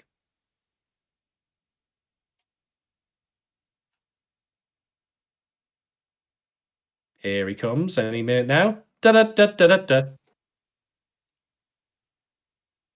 Hey, Doc has returned. Welcome back. Did you sorry get your about smiling practice in? that. Exactly. Yes. Definitely. I didn't want to. I want to try to avoid looking creepy at all costs when I do that. So I have to practice. Aw. You smile. You smile well, mate. You don't. No, You don't like. I'm kidding. I thought that was like a moment that actually did make me laugh when he took off the mask and he's just like, looks just super like, hey, like super creepy, and he's like, oh, it was a grimace. I'm a toothache. That got a laugh out of me for sure. Mm-hmm. Yeah. So Sorry. I finished my point with that one. Okay. Which was, Go ahead. my point was basically that Hinami doing that evidences her like philosophies and ideas to show that they actually work. She's put into practice for herself. Yeah, yeah. That yeah, her stuff has worked up to a point, right? Um, I think yeah. I what I do think is like what's going to be. This is not exactly what the question is, but I was thinking while I was away that I think the goal of the show, the end game rather, is going to be that Tomozaki woos Aoi, and it's like holy crap, like he established a friendship, a relationship, and then they became boyfriend and girlfriend. He didn't use any of the rules that she taught him. So look, like being natural, being yourself, and just being honest with people is like a good thing, and like it works, and it can lead to more fulfilling relationship because they know like the real good sides and bad sides of each other, like shit like that. So I feel like that's where it's going. I hope that's where it goes. But how do I feel? But yeah, I could agree with what you said. Like, yeah, I mean. That I thought it was a fun reveal that's like, oh, she has to practice too, you know? Because, like, I don't know. I think that could be good, like, speaking a little bit didactically. Like, hey, like, even people that you think in real life are, like, super confident and have it together, you know, it might not be this natural thing. Like, they might have to work at it. You know, it might be really exhausting and draining. It might be something they have to practice with. You know, you just don't know. Exactly. All right, next question from Rackham. What lessons and/or messages do you hope this show will ultimately convey by its end, even if you don't believe it will do so? And which do you hope it avoids? We talked about this quite a bit, I think, already, but yeah, I hope that it manages to somehow get across both the lessons that are worthwhile from Hinami, but also just the broader topic of being sincere and being happy with yourself, and also I think to some extent recognizing the inherent value you already have. Because let's be honest here, there are certain like visual cues and certain other elements that show that, like, yeah, Tomozaki might not have it as together as say other people, but he's not doing terribly either. I mean, what we don't see, for example, is we don't go to his room when he's playing TACFAM, and it's a complete dump. Yeah. That's certainly one place for him. And he is actually willing to go meet No Name. Like, you know, it's not an anxiety problem. Now, obviously, I'm not trying to say that like people with anxiety got like, you know, are like less like that. But I'm saying that insofar as like, you know, being willing to put himself out there in that way, he can do that. And I think that ties in with what his problem is, in that it's just that he doesn't want, or rather didn't want to try. It's not that he was incapable, but he never bothered. And the show, at least even through its gamer lingo, is consistent with that, which is give it a go, you know, try, you know. Granted, I did say before, like, about how his whole backstory seems to be he doesn't want to try, and I'm wondering why this. And Parmy does now actually mildly reconsider. Maybe it would be nice to see like that he has tried, and maybe that hasn't worked out, because that leads that whole thing in place. But nonetheless, I think that lesson is good. That hey, give it a shot, and I'm glad that at least it's going to show like that there is some intrinsic value to it. Because I think one of the questions one might ask is he even necessarily what we call a bottom tier person anyway? Like what exactly is wrong with him? I mean, he's not, for example, to his credit, like, you know, perving on the girls or anything like that. He's not threatening violence against them. I mean, I mentioned incel stuff before, but he's nowhere like down the path that a lot of them have gone to. No, not even close. No. He's on the start of it because he's, I mean, or even maybe just making adjacent comments to it, not even necessarily on that path. But to be honest, like the most that I could say is wrong with him is he just has a very negative worldview. He feels disadvantaged. He feels like the game is rigged against him, and so he's given up. Like, dresses, like, doesn't really care about how he looks or dresses. Doesn't engage with talking to people because he feels like it'll just end badly. I mean, it feels like you said he's had failures before, but like we just don't know what they are yet. So yeah, it feels like he's totally given up on the social aspect in terms of like his high school life. Yeah, and the worst thing he does is he plays TACFAM a lot, but he's certainly not like, you know, not taking care of himself. I mean, obviously his clothes are a bit tatty and all that, but he's certainly not guilty of like some more heinous shit that I could think of. Like You know, really so unhygienic stuff, yeah. yeah, exactly. Right. So then one could pose the question that maybe the title of the show is in of itself like a bait and switch because he isn't really a bottom tier character at all. Because there are certain elements to him that are likable, like the fact that he thinks that he should be sincere towards what was her name again? Fuka. Ray Fuka, yeah. And indeed, there's a Last great name, scene you. later on. One of my favorite scenes from the show thus far is where he apologizes to her for like pretending to have read the book Yeah. or not. And the thing, and Yeah, it here's the was thing, good. right? I am guilty, admittedly, of a lot of pretending to know like that I know shows more or like music and stuff that I do. Oh It's God, just because I yes. don't want to. I don't want to feel like I want to be involved, and all that stuff with Yeah. conversations, I think even he though got they're out of the like time limit. I don't think he even needed to do that. I think it was good and Well, that's sweet, it. Yeah, but I don't think he he didn't. really needed to. You know what I mean? Like it's He wasn't directed to do it. That's the key thing. yeah. Like there's this is I feel like a more experienced teacher than Aoi would have said, rather than like shut the fuck up and just do what I say. It'd have been like, look, white lies are like the social lubrication. Like it's okay. Like like maybe if it comes up again, then you can like admit it or like, but just don't worry about it. We all do it. You know what I mean? But she's just like, who cares? Follow my orders. So, yeah, I don't know. But I did, but I like that scene. I like that scene a bunch actually, because like you said, it's Yeah. like the the boy in him coming out. Saying like, Yeah, it takes a lot of balls to admit that, to Mhm. admit that kind of wrongdoing. So yeah, it begs the question: is he actually a bottom tier? I mean, who decides? Like tier lists, for lack of that we call them the finding community, or just tiers in general, are entirely subjective. yeah, You could point to like observe patterns and all that, but it's just more of a consensus than anything else. Who decides this? Who has decided he's bottom tier? Because he's like, he's not like there yet, but he's certainly not a bad person. He's no Naofumi, for fuck's sake. thank God. Um, well, like you said, it's subjective. I mean, it's just what he called himself, just like he calls himself the best player in Japan. Without there's not a this I think is just totally a subjective thing. Oh, because he's got a big EP. My rating is the best. I'm like, I'm number I one. couldn't See not that get- number one on the list. Congratulations. Believe it. Love it. Worship and accept it. Breathe it. Do you have anything else to add to that question, Doc? Nah. Next. All right. Next two questions come from Kate Rose. Which characters of your own life do you find yourself agreeing with, Hinami or Tomozaki? Neither. Neither, because neither of them have a complete worldview that I find entirely agreeable with. Well, if I had to pick one who I agree with more, it'd be Tomozaki, but only because he favors authenticity and sincerity over performative nonsense and conventional like standards that Hinami's like into. But even then, she might not necessarily agree with him totally. So, but because this is the question I was going to ask you, Doc. Like, and maybe this will be a point. You sound like my teenage self. he's not into all that. He's authentic. He's not into this fucking poser bullshit.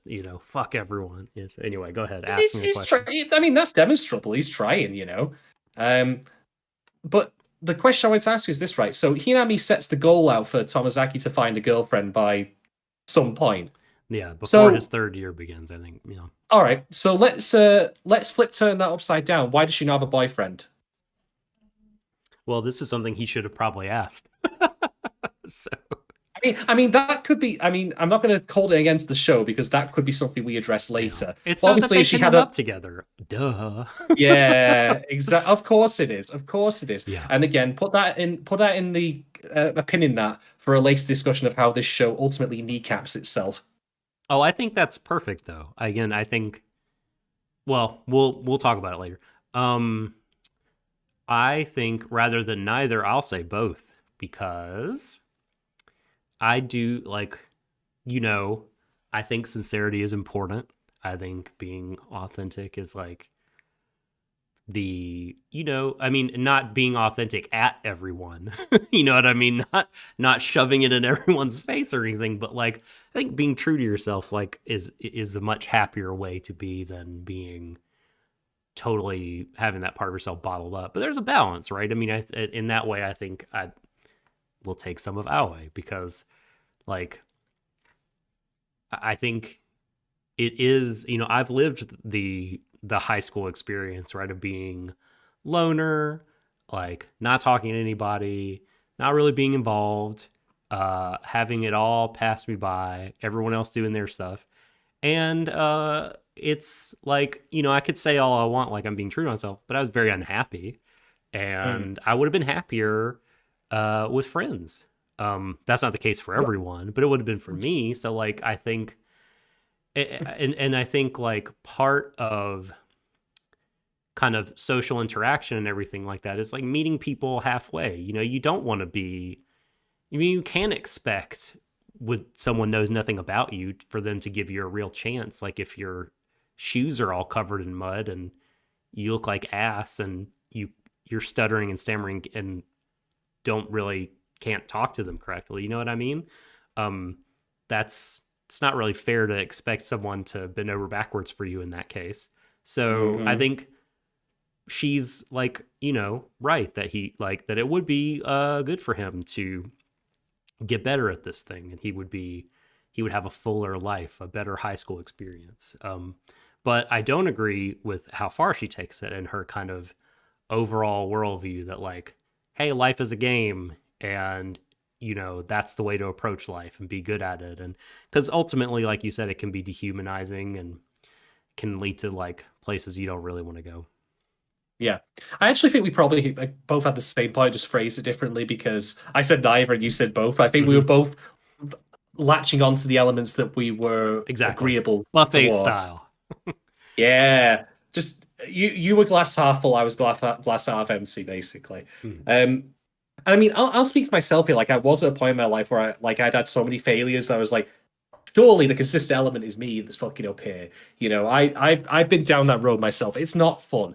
It's horrible. It's absolutely horrible. And I think that in part, like that's also probably perhaps one of the issues I take with the show. And as you say, and we've discussed before, so I won't go into too much detail, but for all that he is trying, and credit to the show for showing that, so much of this all seems to just be handed to him in ways that would not happen in reality. I know. I mean, even like the whole, just the whole thing between him and Aoi, you know what I mean? There's like, I think you maybe can sometimes forget about how miraculous that shit is because it's the inciting event and the foundation upon which everything else takes place. But like, holy shit, it's just not very likely. So all the tax fam stuff, for example. Yeah. So hey, Tomozaki, turns out you're mid-tier. You do have some mid-game. You have some advantages, buddy. You may not have great speaking combos or a cool aesthetic, but you get a lot of buffs and regions and shit mid-game. Okay, you have a tool set you could use.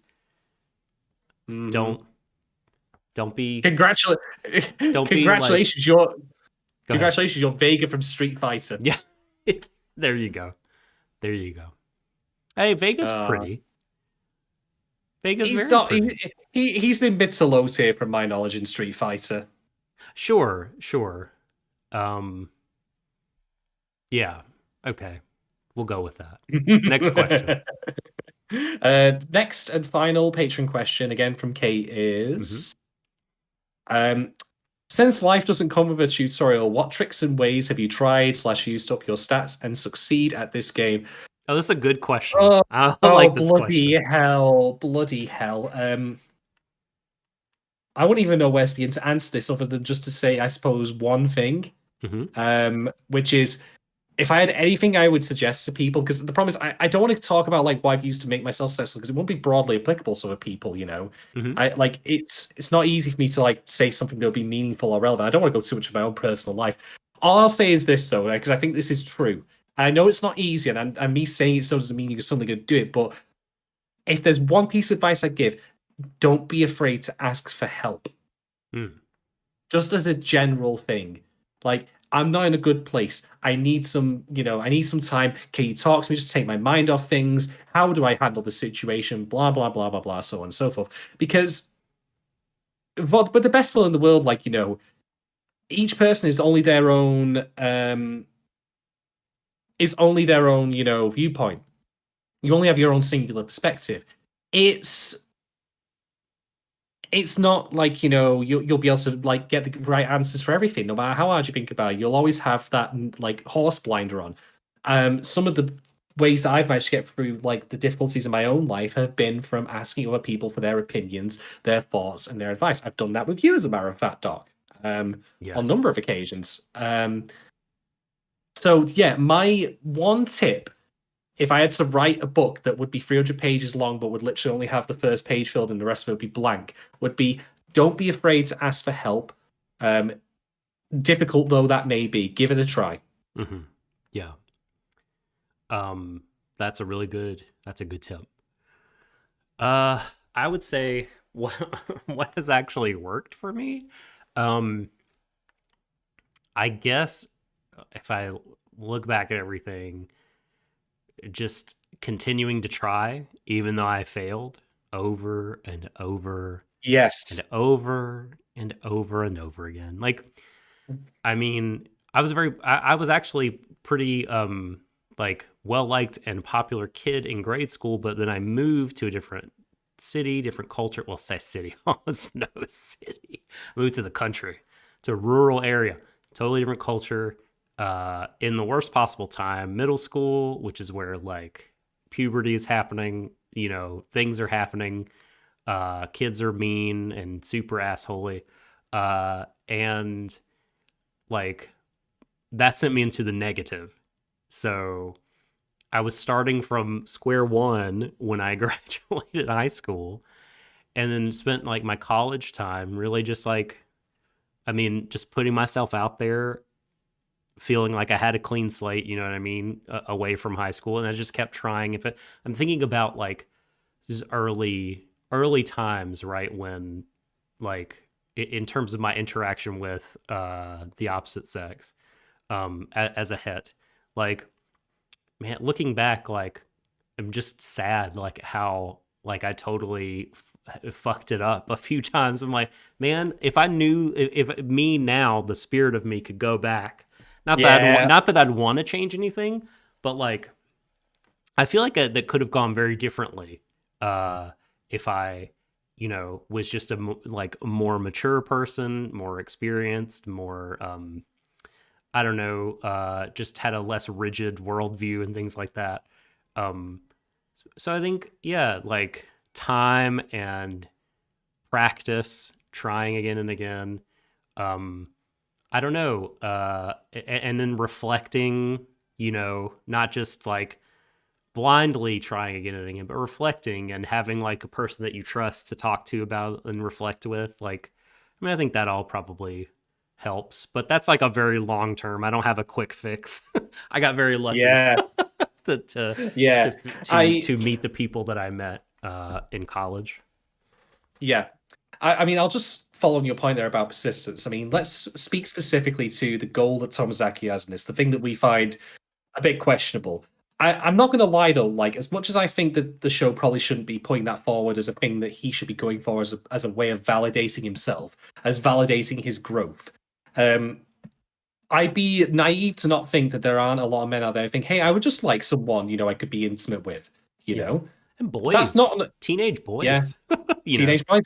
It's not I don't think that's an unreasonable thing. Granted, there are ways in which that can become unreasonable depending on what you want from another person in a relationship, but that's neither here nor there for the purposes of this discussion. Mm-hmm. So to just address your point about persistence here, if you want to get a partner, a girlfriend, and you close yourself off to the possibility of ever happening where you won't try at all, then guess what?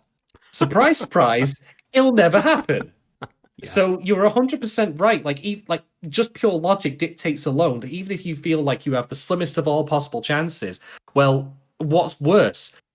I mean, I know it's going to hurt and suck. You're going to keep trying, but like, if you do stop, then it'll never happen. You know. Mm-hmm. God. Sweet.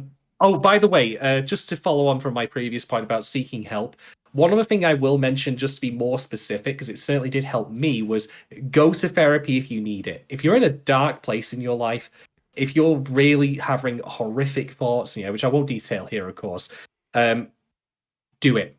It changed my life for the better immeasurably. Yeah. I can't speak to its efficacy or its success for each person. I can't say it will be as equally effective, but you won't know if you don't try.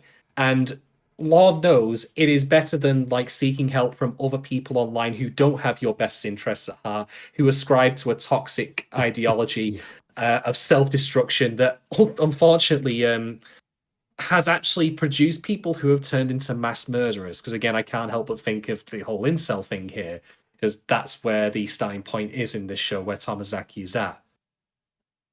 And I say that because in the same way that TACFAM is used as kind of like Snetsky for like, gamer language and like, as a way of like engaging with the audience, we also must consider the target audience themselves, who, whether it's a comedy or not, like on some level must be of a similar position to Tomozaki. Not maybe as in the dear as he is, or even as good as he is, but surely they must, they're trying to go for that relatable element. Mm-hmm. And so I would simply say to people who are of that target audience or of that similar disposition, don't be afraid to seek help. And if you need to, go speak to your doctor. Like, they might not send you therapy, might not give you anything, but at least you've spoken to a professional who it is in their it's their job to, look after your best interests.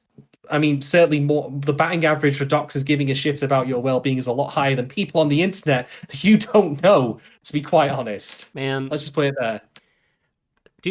In the UK, do you guys have VH1, the television channel? I think we do actually, come to think of it. Well, about, I don't know, 15 years ago. I'm trying to do math in my head. Yeah, 2005-06 will be like 15 years ago.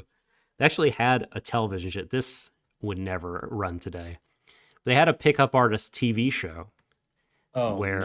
This dude who called themselves, all the pickup artists had fucking handles. They didn't go by their real name. He was called Mystery, and fucking looked like he dressed out of a Hollywood dumpster. Mystery would, and his like wingman, as he called them. It was so cringy. Like, they took all these, super stereotypical nerd dudes and basically did this thing where it gave them all these, basically armed them with their amazing knowledge to get laid. Like, the idea was like teaching people how to get laid, not how to build relationships or learn to talk to people meaningfully. It's how to pick up someone in a club or a bar. And it was it existed. I don't know if you can find it anywhere except for piracy, but that shit was terrible. I watched all of it and it was horrendous. I can't help but imagine, even though I've not seen it, that show probably solely existed as a method of, how do I put this, bear baiting the nerds, Right. if you want to call them that. Yeah. Like, it wasn't meant to make their lives better. It was meant to be there for the purpose of entertainment. In the same way that, like how I think when people say to me, "Hey, I think you'd like The Big Bang Theory," and I'm like, "What? The the show that actively hates me and like my ilk, basically, that uses nerds and nerdism as a target practice for jokes. It's not laughing with them; it's laughing at them. Miss me with that shit." I've never seen a single episode of that, so I cannot speak to it. But if that is what it is, boo. People compare me to Sheldon. I'm just like, for God's sake, seriously. I'm sorry. That must be super. Well, they compare me to Sheldon basically because they recognize me as a nerd and him as a nerd, and that was it. And I'm just like, great. Wow, congratulations. Took you all of 2 seconds to think that one up. I mean, when we've only got a single brain cell that's dying of loneliness, it must really be difficult to make those witticisms. Anyway, that brings us to the end of our Patreon questions. So thank you very much to everyone who submitted. if you, as I say, are listening to this on the free to air for yourself, hey, I'd like to get on this, discussion. Maybe I'll actually get don't do this, please, but I'll put it out there as a suggestion. Maybe I'll get the guys to, pick their favorite girls from this show, like get a tier list of the girls. Please don't do this. Perfect. But you could do if you want to. Or ask us something more meaningful or substantive. Whatever you want to do, get yourself over to patreon.com/Warui Deshou. $5 tier gets you in on early access on this podcast. There's also advert free. You get to watch the live streams as we do them. Again, chat with us. And of course, ask us questions about the show. All right, then. All right. Oh boy, I've been waiting for this moment. Talking points. Talking points. So again, just to reiterate, we do not provide full recaps of the plot because we'd be here forever, but we will provide context where appropriate as we go through our talking points. And I'm going to go straight into my big one because this is the one which I think to me is the evidence that even if this show did want to, turn a critical eye on Hinami's actions and say that they're wrong, that it still has no foundation to do that because of how it's been set up thus far. Okay. And I've got 2 points to make in favor of this. The first of which is the gender balance of the characters, which is to say, if I watched the OP on its own in a vacuum, I would think this was a harem show. Sure. Yes. There is one. Is Nakamura in the OP? I don't even remember. He is briefly, but that's it. He's like the one male character in the show that I would argue has prominent character status, basically. He has like 2 flunkies with him, but who gives a fuck who they are? No, I don't. They're such Otome game fucking stereotypes. It's great. They've got a great career ahead of them as yes men. I'll say that much. Mm-hmm. But here's the thing, right? The reason I find this deeply problematic for this show is I don't understand how you can have a show about authentically engaging with and talking to people, being conversational, being confident, and not having a mixture of men and women of... Horimiya did this, for all its faults. But here, we have a show that seems to want to be, here's all these quirky, stereotypical girls that Tomozaki is going to spend time talking to. But how does that then work with having a well-rounded, social skill set when there seems to be no interest on the show's part thus far in talking to people of the same gender? Men, for example. Or heck, how about even talking to people outside of school? I know there's that thing with his sister, but that was more of a coincidence than anything. Again, his parents don't seem to exist. Does he know anyone outside of school? Does he have friends? This, to me, feels like it fundamentally handicaps the show in a way that a revelation that Hinami's, philosophy is wrong cannot solve.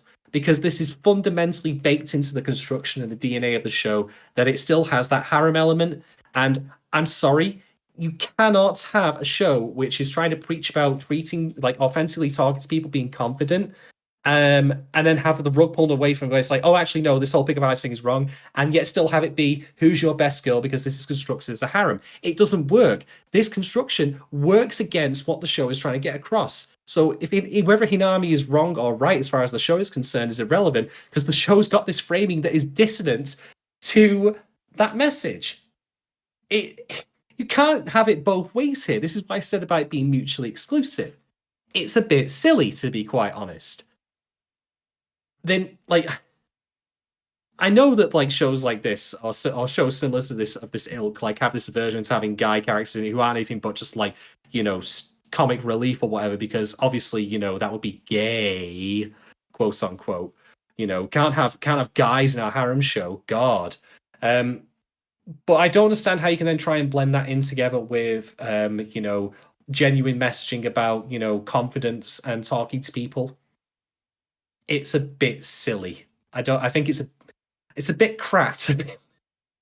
I also just genuinely hate the OP on its own. I think the song is shrill and terrible. Not a fan of it. Not a fan of it. The other point I will make is this.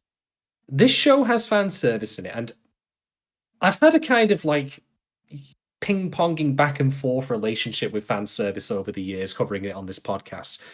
At times I've been nope, get the shit out. I've made the comment before that, if I wanted fan service or if I wanted something sexy, I'd go to a porno mag, or the joke I made was if I want read a porno mag, I don't expect there to be a fucking novel in it. that kind of thing. And then I've softened it and I've hardened again. And my current perspective, as I've realized, is that you can't erase sexuality entirely from stuff because it like there shouldn't be just simply a dichotomy of where things are pure and like wholesome and oh here's all the sexy stuff in a corner out of the way. There needs to be like a healthy middle ground in which sexuality can be explored and shown. Now, I'll be fair. I'll be fair here. A lot of times shows don't have interest in approaching that in good faith, in which case I think criticisms are due. And this is one of them in that it's not so much sexy fan services, it's just like a lot of legs and stuff, and also characters wearing short shorts. The girls tickling each other, the near lesbian kiss in one of the episodes. And again, I have to ask, if the show is ultimately going to side with Tomozaki treating people authentically and talking to them as if they're actual real people with real Doc's back. And not like, just try and like treat them as a video game objectives. Welcome back, Doc. Hey, sorry. That was a family call, or else I would not have logged off again. But that's fine. Everything is good. My wife sold a painting. I found out this is like the first time she sold a painting. She sold drawings before, but yeah, she sold for like, pretty close to what it's worth, which is not a small amount of money. So I am very happy. Congratulations. Yeah.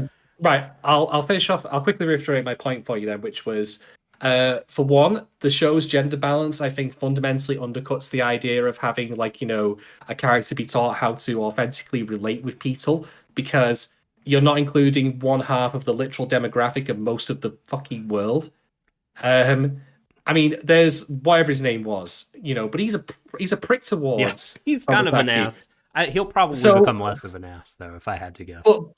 But I mean, like I said about Horimiya, like Horimiya, for all its faults, did have, a much better gender balance when it came to relationships and, character interactions. But this show is framed as a harem show because of things like how the OP presents it, for example. It's mostly girls, stereotypical girls at that. I mean, this is one of those chocolate box shows. I feel like there could be a little card that comes with it where it's like, here's the flavors and all that, So how can the show preach or try and teach Tomozaki to have authentic relationships when it's presenting characters as facile, like, pick your favorites? It's teaching the audience through framing an entirely contradictory message to what it's trying to teach Tomozaki. Right. That people are two-dimensional things you can game. Yeah. And this also leads me on to the point I was saying about the fan service, which is it's not sexy fan service, thankfully, but it's weird. Like, here's the character's legs. Here's, this shot from between her legs, like, here's her sister twice in shorts. Yeah. Here's Oi. I think it is. Aoi in shorts. I mean, I think it's like, I think it is meant to be titillating. Like, it is sex appeal fan service. Because, like, maybe when I say sexy, I was thinking more like, explicit. Your taste? Oh, no, okay, yeah. But no, it's very much into, like, showing the absolute territory. Yeah, you know what I mean. That is. I mean, there's also the lesbian kiss that the girls tickling each other, getting 2 hands there. Yeah, that's all there. Now, for sure, this again is a great example because Tomozaki, as to his credit, is not like this is not stuff from his perspective. He doesn't view them that way. He's just observing and thinking, "What the fuck's going on here?" My sentiment exactly, by the way. But again, we have the framing of the show completely at odds with what it's trying to teach its principal character. Because here's characters who are being fan serviced for ostensibly just the titillation reason, as you say. But Tomozaki's like, being taught to try and engage with these people like sincerely, or rather, he's not being taught that. Yeah, he's not. But the point I was making was that even if it turns out as a result that Hinami's philosophy is wrong, the show has still got this hard-coded into its DNA perspective of having this many female characters who exist for that reason of best girl debates or whatever, and in turn having these fan service elements that whether you flip that upside down or not on Hinami's perspective, you can't take that away. It is fundamentally contradictory to the show's message. Yeah. And there is no undoing that. It's trying to have its cake and eat it and be a meaningful show about gaining confidence, self-esteem, leveling up, ranking up, and all that, to borrow its terms. But it also wants to be a harem show. And I'm sorry, but I'm not saying you can't do that under different circumstances, but you need to be a hell of a better rice than what we've got here. Yeah, I mean, right.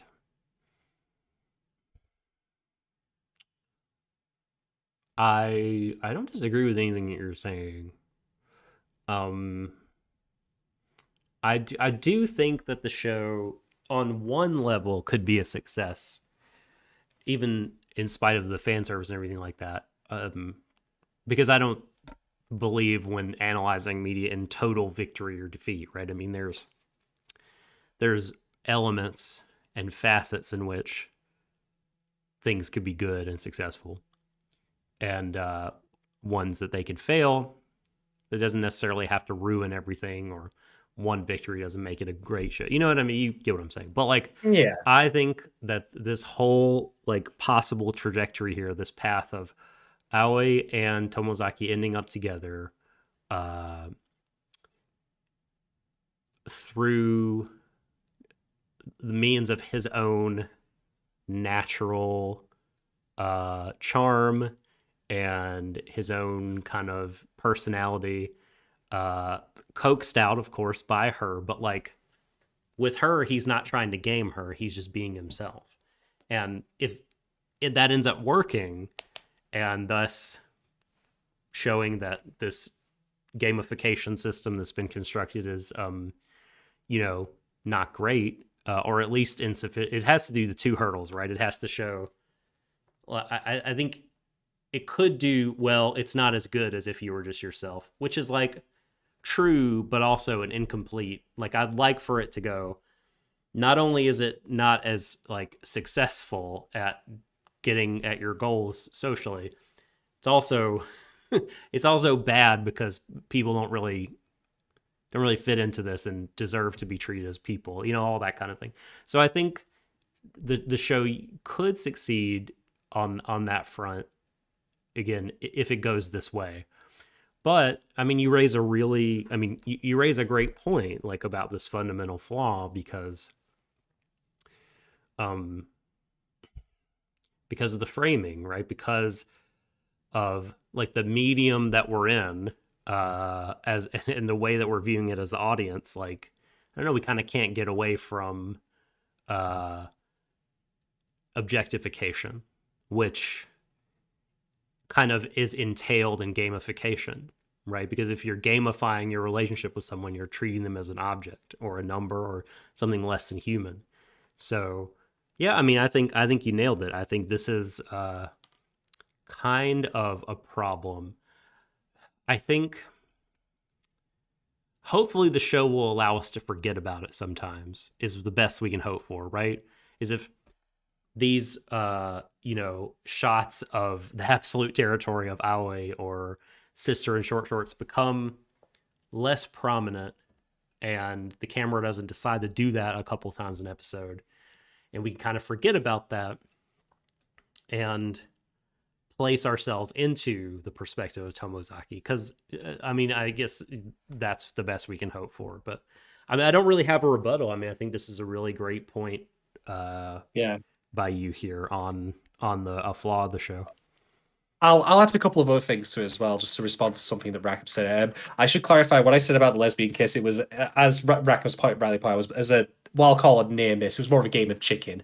Well, yeah, right. But it was still fan servicey. Yeah, I mean, like it was there for laughs in one sense, but it's also there to be tittillating. Let's be real about it, Yeah. But then, can I say about can I address the gender balance thing?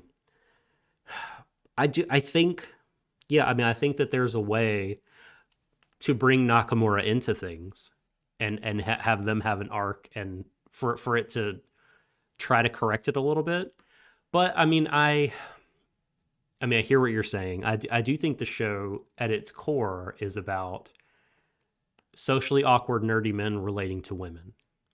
And so it wants to like really focus in on that.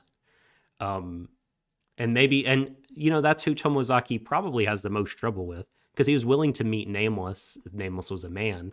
He would not have been willing to meet Nameless if he'd known it was a lady, because I think that just makes him more nervous. So in a sense, I can kind of like, I get it.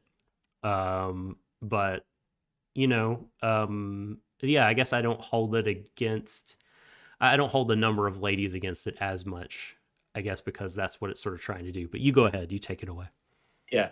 Rackham also mentions about the gender balance being off for these episodes.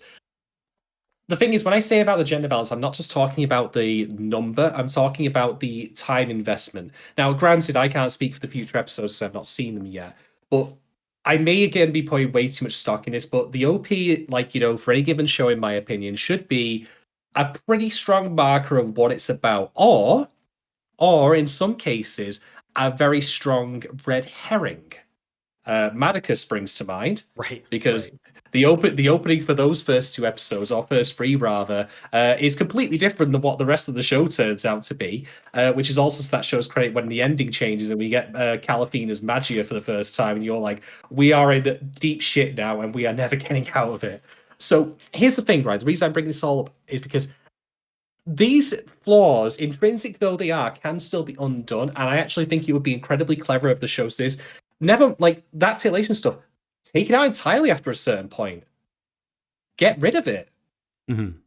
Have rid of it entirely. And then when it comes to gender imbalance stuff, like, bring in some, like, other characters that have, like, substantial contributions to make. It's not impossible to, like, bring this back in a way that not only would undo the damage, would actually make a valid point. Although, that being said, this is also a thing where, funnily enough, Tomozaki not being on the same page as the camera in terms of how the women are viewed is actually a flaw. Now, hear me out with this before you think to myself that I've lost, thinking to yourself like, oh god, he's fucking lost it. No, I know what you're going to say. I said before, like, part of the problem I have with the show is I didn't know who it's for, because the reason I also said I didn't find the fan service, like, sexy or whatever, like, I thought it was just more elsewhere, is I don't think the fan service is strong enough, to be quite honest, for people who are there for that reason. And I don't think the girls are all that well defined as characters in in interesting or unique ways. They are very much carbon cut out, like, stereotype 101s. So if you're coming to this show not for the self-help stuff, but rather for the harem element, I think that's going to let you down in turn as well. I don't know, man. Hinami's too well-rounded. Like, she's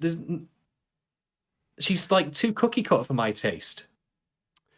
Well, if you're interested in fan service, you're not, like, necessarily looking for, like, deep and, nuanced characterization. Yes, like, well, I think the thing is, I think people being into Best Girls, like, is characterization plays a part in it. I'm not saying it has to be, like, deep dramatic stuff.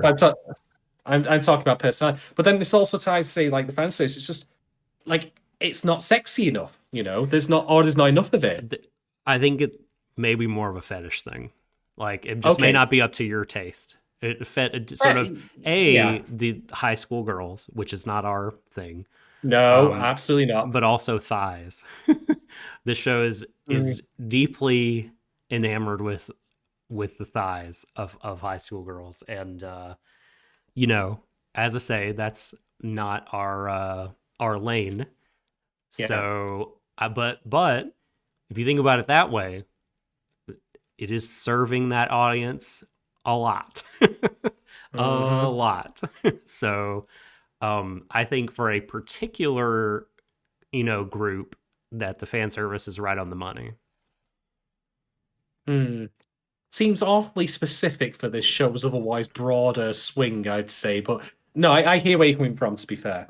But yeah, overall, it can be fixed, but I would always contend, even if it does get fixed, is that fix a part of a genuine, like, intended shift where you bait and switch, you put the red herring out there, and then suddenly it does shift, and you realize, I was wrong to think this all along as an audience member. And this is why, again, I think Tomozaki's viewpoint being divorced from the cameras in terms of how the women are framed is a flaw for this show specifically, because he will, if the show does shift and then moves away from the fan service elements, he will not notice that. They don't have to address it in the story. Yeah. It's not a part of the characterization. Yeah. But we won't be in alignment then, and it'll be wasted. So it's always going to be a problem. And it makes me think that these earlier episodes, like, I mean, I hear that like the show gets a lot better later on, and I'm really curious as to if that was because the material always changed that way, or if it was like a conscious decision by the creators, like, holy crap, we need to like really, really U-turn on this. Yeah, maybe there's like a maybe it's like a subtle thing, you know, they're like, like we will do this framing device, and then as the show becomes more about like, you know, humanizing and like really getting to know people and not objectifying people, like we will stop the objectification. But like that's just weird. Like I just don't know. Because Tomozaki's not going through that arc himself. Exactly. It's not him. It's the creators just putting that in there for the audience. So like it's a bot's job basically. Yeah, it's like I don't really know. I can't really think of like a satisfactory way to like, you know, to work that in to the narrative, because like you said, it's so divorced from his perspective. Not that, and I don't even think it would be like a problem for Tomozaki the character to be checking out the thighs of his classmates. I mean, he's a dude who is probably has a lot of raging hormones inside, going through puberty, developing. You know, he likes ladies, you know, so on his part, I don't think it's a problem, but it becomes problematic when it is like served up to us as like the framing device for the show. Also, it does it with his sister, so like, maybe we should be glad he's not having to go for any of that. Because because there's been some right hot garbage out there where it's leads straight into the black sun that fucking content involves. Yeah, we don't need to go there. Let's count our chickens here. Let's count ourselves lucky. But yeah, in a deep intrinsic flaw, in my opinion, and the show can get better, but I think ultimately it's going to handicap it from ever being like truly great for me, even if it really, really like, you know, goes full monogatz by the end or whatever. I don't think it can like overcome this and become like. I mean, I agree with you saying like a totality of defeat or victory here, but I do think that it's fundamentally like hobbled it a bit for me. Mm-hmm. It'll cross the finish line, but it won't do so in a graceful or quick fashion. I mean, that kind of thing can. I mean, you can pull out a Jenga piece that brings the whole thing down. I mean, I do think it's possible. You know, I don't think I'm contradicting what I said earlier. I think you can have a flaw in your building structure such that, you know, it fucks up the whole building. So, I mean, maybe this is that. But it is, I think, a very important point to raise. I'm glad you brought it up. Right. Well, that's that point, Rob. I'll pass it over to you now, Doc. Oh boy, do I have any more talking points beyond what we've talked about? Gosh, I don't really know if I have anything huge looking over my notes. Maybe I'll just kind of relate a few things that I noted. I hope that the show does have the decency, whatever comes of Tomozaki and Fuka, that Fuka does not get hurt in all of this. If that poor girl ends up like a casualty of this fucking game, I'm just gonna be very upset because it would just feel so dirty and gross. Because he clearly is not into her that way, you know, and The issue I take with that is again because these girls are best girl material, cardboard cutouts, harem characters, blah blah blah. Sure. Like if I like what you say about Fuka like getting hurt and all that. That happening is on paper not inherently a bad thing. It's what you do with it. But the thing is, I get the impression if that were to happen, it would not be for her benefit as a character. No. It would be for. It would be for Tomozaki's side. And again, to go back to Horimiya, for all its faults, at least there were a lot of internalized stories that weren't about the lead couple, where when things happened to them, it was about them and not about the lead couple. I know that sounds daft given I complain so much about that, but I my plate still stand there. But like, I can see the writing on the wall with this one, and I really don't want it to happen, as you say. Because even if Tomozaki ultimately learns a lesson, it again is at the expense of, you know, so, and that again would also impart a lesson of, in fact, it would gel exactly with what Hinami's saying, which is, oh, she's just the heroine of your first playthrough, it doesn't matter. You've learned a life lesson from screwing someone over. You've still gained experience. Congratulations. It is pretty like it does not reflect very well on Aoi Hinami that she's sort of pushing for this to happen. You know what I mean? She's like, I don't, it doesn't matter if you really like her. Like, keep pushing forward. I mean, maybe to be charitable, she's just wanting them to get her. She is just wanting Tomozaki to get to know her, and really figure it out. But I mean, he clearly feels pressured to start down a road to romance, which he's not ready for with her. And I think that that's what she wants, like, realistically, and that just does not reflect well on her as a character. Oh, I didn't share my story about Aoi because maybe I stepped away when we were talking about her more in depth. But like, oh man, this bugged the shit out of me, Shadon. And it's something that I've reflected on a lot, like, and I still am I kind of annoyed by it. So there was a person, to change her name to protect the innocent, we'll call her Mary.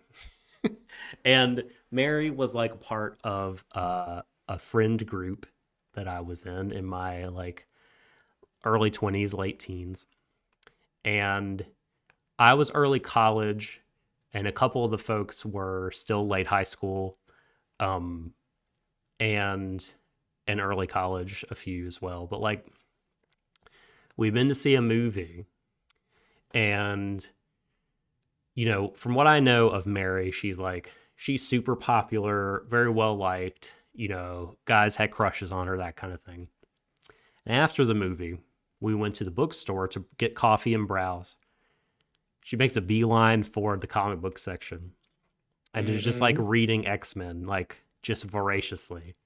And I'm like, what are you doing? Like, this is very unexpected. I didn't know you were a fan. She's like, yeah, I got to catch up. I'm like, you could just like have that shit sent to your house, right? And you could just have it, and you wouldn't have to like come to the bookstore every couple months to read them all on the shelves. She's like, oh no, I couldn't do that. I'm like, why? She's like, well, I don't want other people to know that I'm into this. I'm like, what? Why? She's like, it'd be super embarrassing if, like, I don't know, people from school like saw that I was reading X-Men. And I mean, hopefully it's the thing she grew out of in the subsequent years. I mean, X-Men. I agree with you. But if it'd been Silver Surfer, holy shit, that shit's way out. No, okay, Silver Surfer's cool, actually. I'm sure I can call. That's funny. Could have been a Rob Liefeld comic. But it like, Aoi made me think of her, of Mary, because like, she's like super pro gamer, but like nothing in terms of her social life gives that, like, it's a secret. It's part of her secret life, and it's what she's really passionate about, but she doesn't bring it into any of her social interactions or anything like that. And it just made me think of this, and like, I just was so frustrated with her on that particular incident. Mary, I was just like, yeah. I don't understand why. Like, you are who you are. No one is going to care. Like, you are the lucky one because you're already popular. People aren't going to give you that much shit. And if they do, it'll be endearing shit. Like, if you were like me in high school, like, you couldn't get away with that. You could get away with it. But it was just so silly. The thing is, right, again, if there was a compelling backstory as to why she wants to hide this stuff away, and indeed there may well be in time, because we've already had hints that she's had to work to become who she is, which, again, totally cool if that makes sense. Right. But one thing that we've not had yet that would make sense is everyone's talking about TACFAN. Yeah. Everyone. So why isn't she now like, oh yeah, I'm into this too? Because it's like it's an okay thing. Like, everyone's talking about it, But we're not going to hear that, I suspect, for a while, if at all, because this is not about her. We'll see. We will see. The final thing I'm going to mention though is we haven't really talked. I mean, I've talked about the framing of the fan service and all that, and how it's contradictory to the show's overall messaging. There is, however, a really, really great shot in the first episode that I feel like I have to point out, because when I noticed this, it actively put me off kilter. It made me feel uncomfortable watching it. Not in the sense of like what was actually going on in the scene as such, but more just how it was composited, and it really felt like it was fucking with my brain. And it's the scene after which Hinami and Tomozaki meet for the first time, and they're literally stood on opposite sides of like this little mirror going down the middle on the street. The pavements for both of them are different colors, and the dividing line is all the way down the middle. Interesting. And it's a fantastic framing of how they are literally in two different worlds at that point. And that mirror with a guy walking past him reflected in it, no less, it just threw me off. It made me feel uncomfortable along with the conversation, and that was intended by the creators. It was a genuine moment of artistic craft and well executed storyboarding that deserves praise. Like, for all that I think that this show, like, you know, as I say, with the fault with the fan service and all that, they didn't think what they were doing with that. There is still very clearly actual talent on display here in terms of its creation. Nothing else, unfortunately, really stuck out for me. That admittedly may be missing it, but this one, it just grabbed me, and I was like, this moment is so off-putting. There's something weird about it. It accentuates just how different these two are, even though they, in theory, should have bridged the gap now with this common interest. So yeah, fantastic moment. I really, really, really like that. I will give it credit. Yeah. Yeah, that was cool. I like the character designs a lot. I think they just remind me of character designs from old KyoAni stuff. I didn't look up who the character designer was. I should have, but like Mimi reminds me of the main character from that show. Very ginky with the long blue ponytail. And I really like her. I think she was underutilized in these episodes. I really like her personality. Like, I like that she, you know, she's the one. I mean, we're all kind of endeared to her, I guess, into some respect, because she's like the first one to like bring Tomozaki into the world of high school interactions. We're laughing at his ridiculous like teenage girls these days. So what's the deal with them? And she cracks up and thinks it's hilarious, which led to an incredibly secondhand embarrassing situation where he had to explain the joke, which I just hate. There's so many like I think of like, God, like situations where I was like talking to a person and I'm like, I don't want other people to hear me because I don't want people to start crowding around, because then I'll feel embarrassed and awkward and they'll be like, oh, this is so lame what you're talking about. How stupid are you and uninteresting? Like, it brought back so many of those terrible feelings. Oh, bloody hell.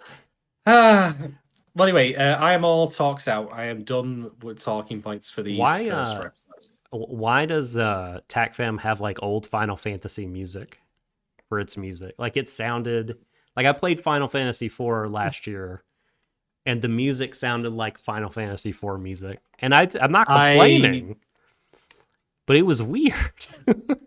I can't comment because I know relatively little about Smash Bros, to be quite honest.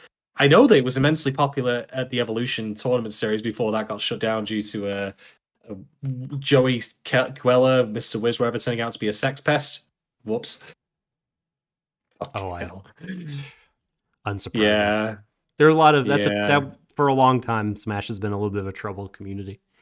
Oh no, he was the overall organizer of the entire thing. Never mind Smash. Oh yeah, right. No. Yes. Okay, I remember that now. I remember what you're talking about. Yeah. Oh, yeah. Right. Or at least I'm going to say allegedly a sex pest, because I don't have a lawyer, but I imagine that's what I'd be telling you to clarify here. Although I do know that the ultimately the tournament was, even though it was going online during the pandemic, was shut down due to the negative press associated with it. And I get the impression one would not do that unless there was some, fire behind the smoke. But anyway, that's beside the point. Smash Bros was very popular over there, and I really, as I say, don't have much more to add to the show at this point. I'm going to give it the benefit of the doubt, though. It can recover.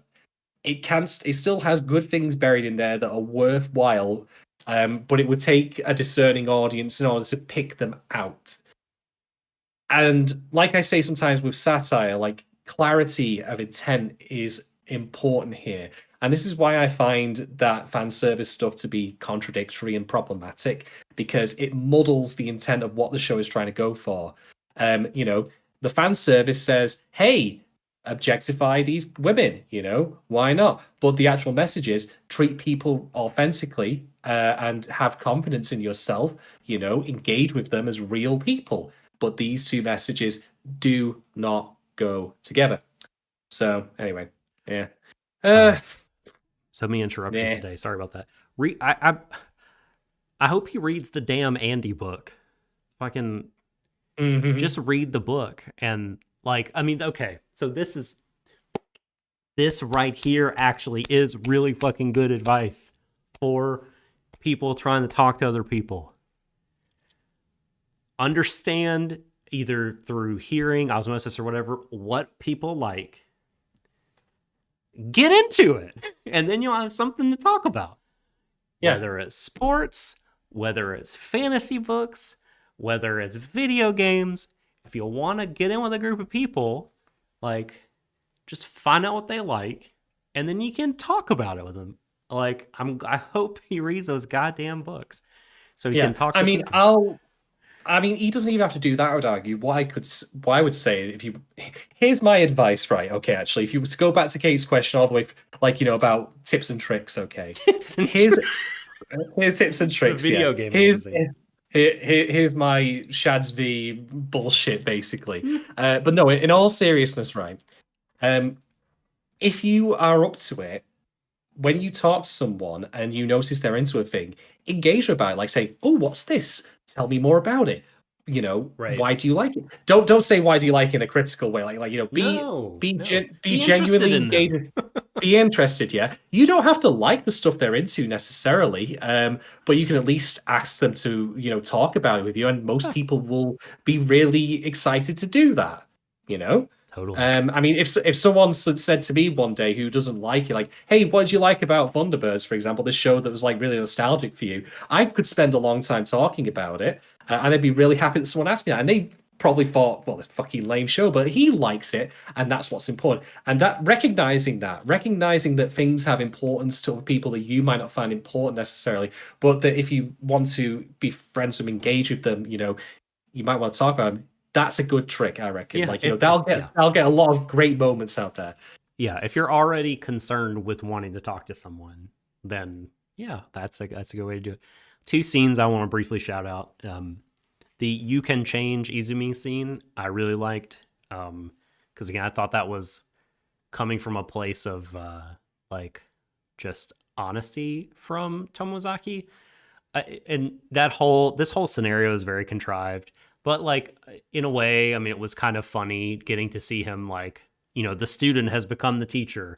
Now he gets to teach someone about games and do his own regimen. They even did the thing of what's with this body language, because he was doing the body language of Aoi when she was instructing him. But then, he gets to tell her she talks about what does she say? I've only ever thought about my life in terms of laughing and hanging out with my friends. I don't know if I could ever change. And he's like, well, I used to think that way too, but look at me. I've got a makeover. I'm talking to you. I made some friends. I thought that was in my bones. That's the words he used when he was talking to Aoi in episode 1. This being a loser is in my bones. He's like, I thought that, but I've changed, so you can change. That was really cool.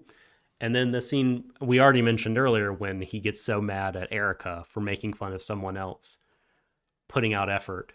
And really isn't that so much, that's a huge percentage of people making fun of other people is especially kids. It's making fun of someone who's put in the effort to do something you think is weird, but you don't even know about it or understand it, so you just make fun of them.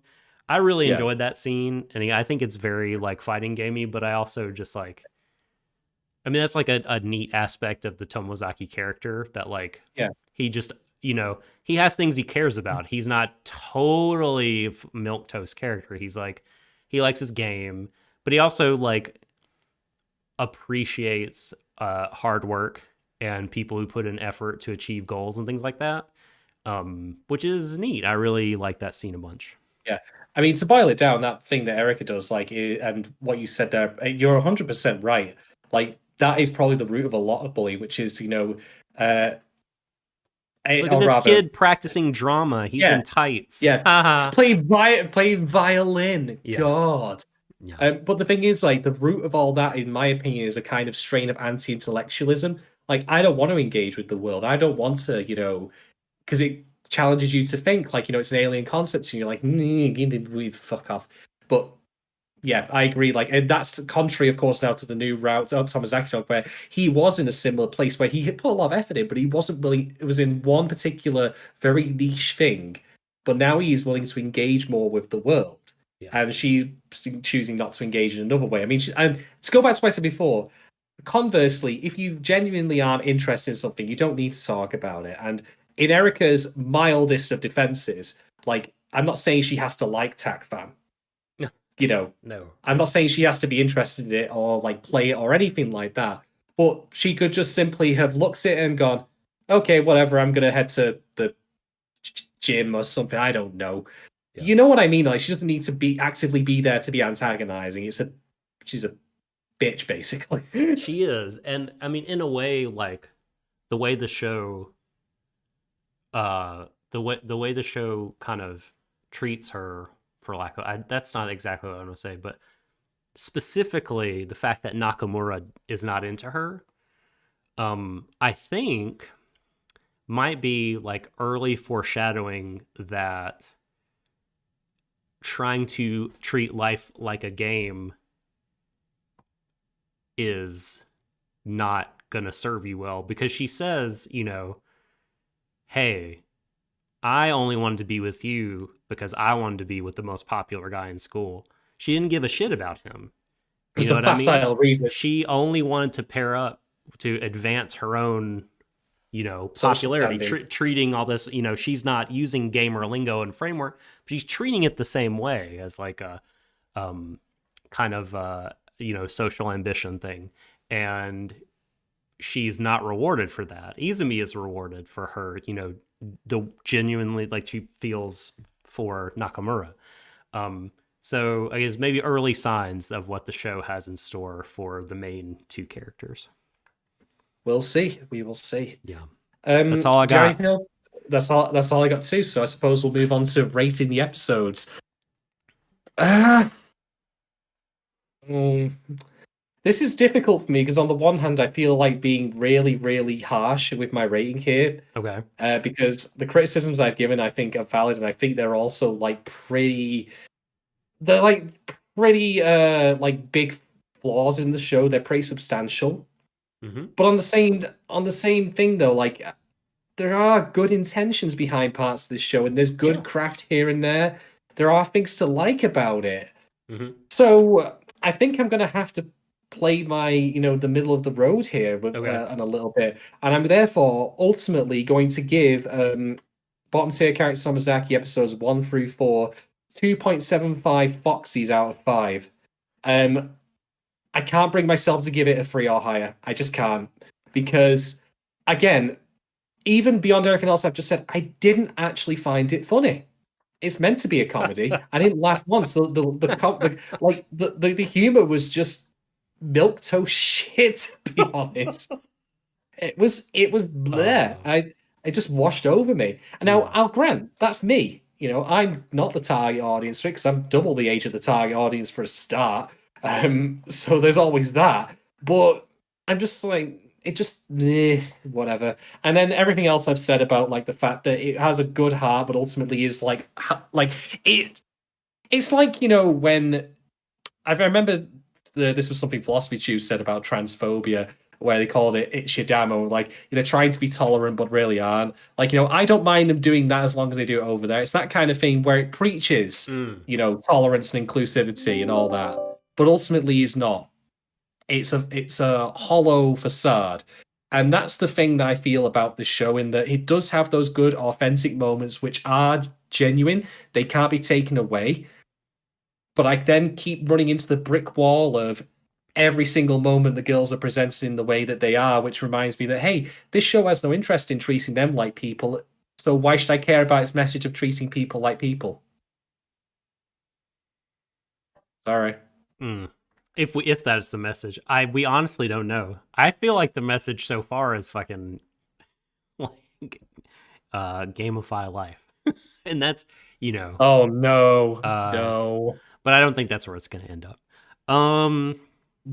My score, I'm very mixed as well. I mean, I I think productions are fine. I haven't super latched onto any of the characters as much as I enjoy some of them when they're on the screen.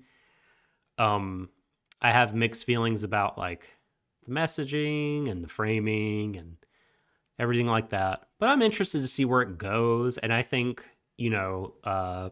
like I really enjoy like the scenes when Aoi's teaching Tomozaki and they're reflecting, having like the breakdown after the match, so to speak, the match that is the school day, because like that's like a safe zone and he won't be embarrassed or harassed.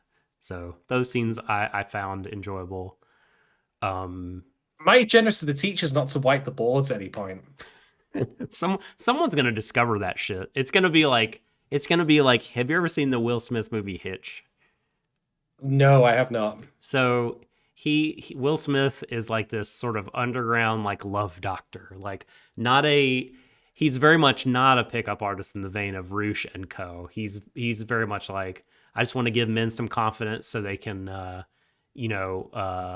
more success in dating and getting to know other women and like have a real chance, because it's hard. But like somehow like it's revealed to a bunch of ladies that, oh, their man used the love, and they're just like, oh, what you manipulated me with some pickup art, kind of deal. So someone's gonna find that board and be like, what, Tomozaki, you don't really care about me, you're just manipulating me, you're using me. Someone's gonna find the fucking stuff on the board. It's gonna be bad. What was the name of the Genki girl again? The blue haired one. Me. No, three me. Beaker. Me. Beaker. Yeah, so right. Yeah, Beaker, she's gonna come in and she's not gonna realize what's on there, and she's just gonna be wiping. And then Tomozaki's gonna come in thinking Hinami's gonna be there. And you're like, hey Hinami, like, oh my god, what are you doing? And she's just like, Tomozaki, hey, how's it going? And she's just wiping all of it off of the eraser. It's my save. There's an actual comedy moment for you, show. You deleted you've destroyed my memory card. You deleted my save. Wow. I'm gonna give this a 2.75, off-brand Nintendo Switches out of 5 as well. We need some sort of special sound whenever we like give the identical ratings, because it's rare that it happens, and I feel we need to have like some sort of air horn or something like that, like identical racing alarm. Yes. Bow, bow, bow, bow, bow, bow, bow. Yep. And this is just for 1 through 4. The show could, it could level up. It could go up on the tier list. It could get patched. Exactly. It could be buffed. And So that's the first 4 episodes of Tomozaki-kun. No, I keep wanting to call it Kun. Bottom-Tier Character Tomozaki. We'll be covering the rest of it and seeing it through. So don't take our tepid reception now as our necessarily how we're going to feel about it by the end, because that could change. Yeah. I mean, I've talked before about shows sticking the landing. This one hasn't really got off the runway yet, but it could still do some cool stuff once it gets going. Yeah. So I'm willing to give it a shot, because there is promise here. It's not like, some wretched, heinous shit like what we covered at the start of the year. No, I don't think it's totally rotten by any means. It's not a burning dumpster floating down a flooded street, basically. It's not even close to that. It's no redo of a healer. Yeah, it's just decidedly unimpressive so far, I would say. Which to me feels like a more condemning. It's like I said before, it feels more condemning to say that than it is to be outright like, this thing is literally this thing will give you cataracts. It's that poisonous to your eyes, Right. that kind of thing. Yeah. Oh, it no. will cause No. it will cause your ears to like rot away, and your brain to like ejects out of your skull like it's been shot out of like a seat. I think it's not any of those things. It is an interesting show. I'm interested to see where it goes. Yeah. So on that note, then we will be back in 2 to 3 weeks' time. I don't know. I don't know what time works anymore. Next week, when we'll be back. We'll being back next week.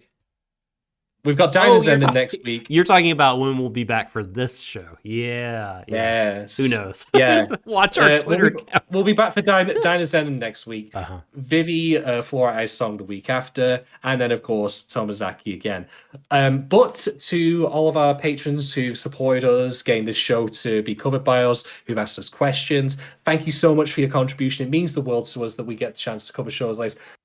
And also, you're willing to let us tackle shows that otherwise might not be necessarily in our purview. Mm-hmm. I wouldn't normally have watched Tomozaki myself, and I'm not saying that as a statement of its quality or anything. I'm just more saying it's not, strictly speaking, something I would be into, but I don't mind being challenged to try new things, to get outside of my wheelhouse. So I appreciate that you've been willing to let me do that, and Doc as well.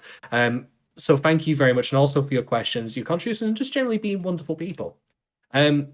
On top of that, you might be listening at home on the free swear when this has gone on YouTube or one of our various services. I'd like to thank you as well for taking the time to listen to us about this show. It's relatively recent, so all our discourse is already out. You might actually be getting a little kick out of thinking, like, this is what they think now. Just you wait until later, for good or for bad. That could be a fun sport in of itself, exactly. Because we're going along and discovering as we go. You know more than us. So thank you very much for listening. If you are, listening on, say, Apple Podcasts, Spotify, or whatever, and you've got maybe 2 seconds to spare, drop us a like, a review, 5 snakes, and the good word. Do it. Yeah, I mean, to borrow from gamer lingo again, you collect all the stars in the Mario level. Don't you want to collect all the stars in our racing? Put them all in there. Exactly. Exactly. 5 out of 5. It's a complete number. Be a top tier listener. Exactly. So you can find us, by the way, at Warui Deshou on Twitter. You can find me at Shadon Tensei. If you ask me about tier lists, I'll talk about them for 5 minutes and say they're subjective. Go ask someone else who's smarter than me. There you go. Save your to actually ask me now on Twitter. Doc, where can people find you on Twitter? At The Subtle Doctor on Twitter. Also, sometimes the podcast account at Warui Deshou. Indeed. So thank you very much everyone for listening. We'll be back next week for Free Swear with SSS Dino Xenon. Until then, of course, take care everyone, stay safe, look after yourselves, look after other people, engage authentically with other people. Like that's the lesson this show has put across, which I can agree with and wholeheartedly recommend, and I'll reiterate here. And last but kind of not least, as we say sometimes, embrace everyone. It's the end of the universe. Good night.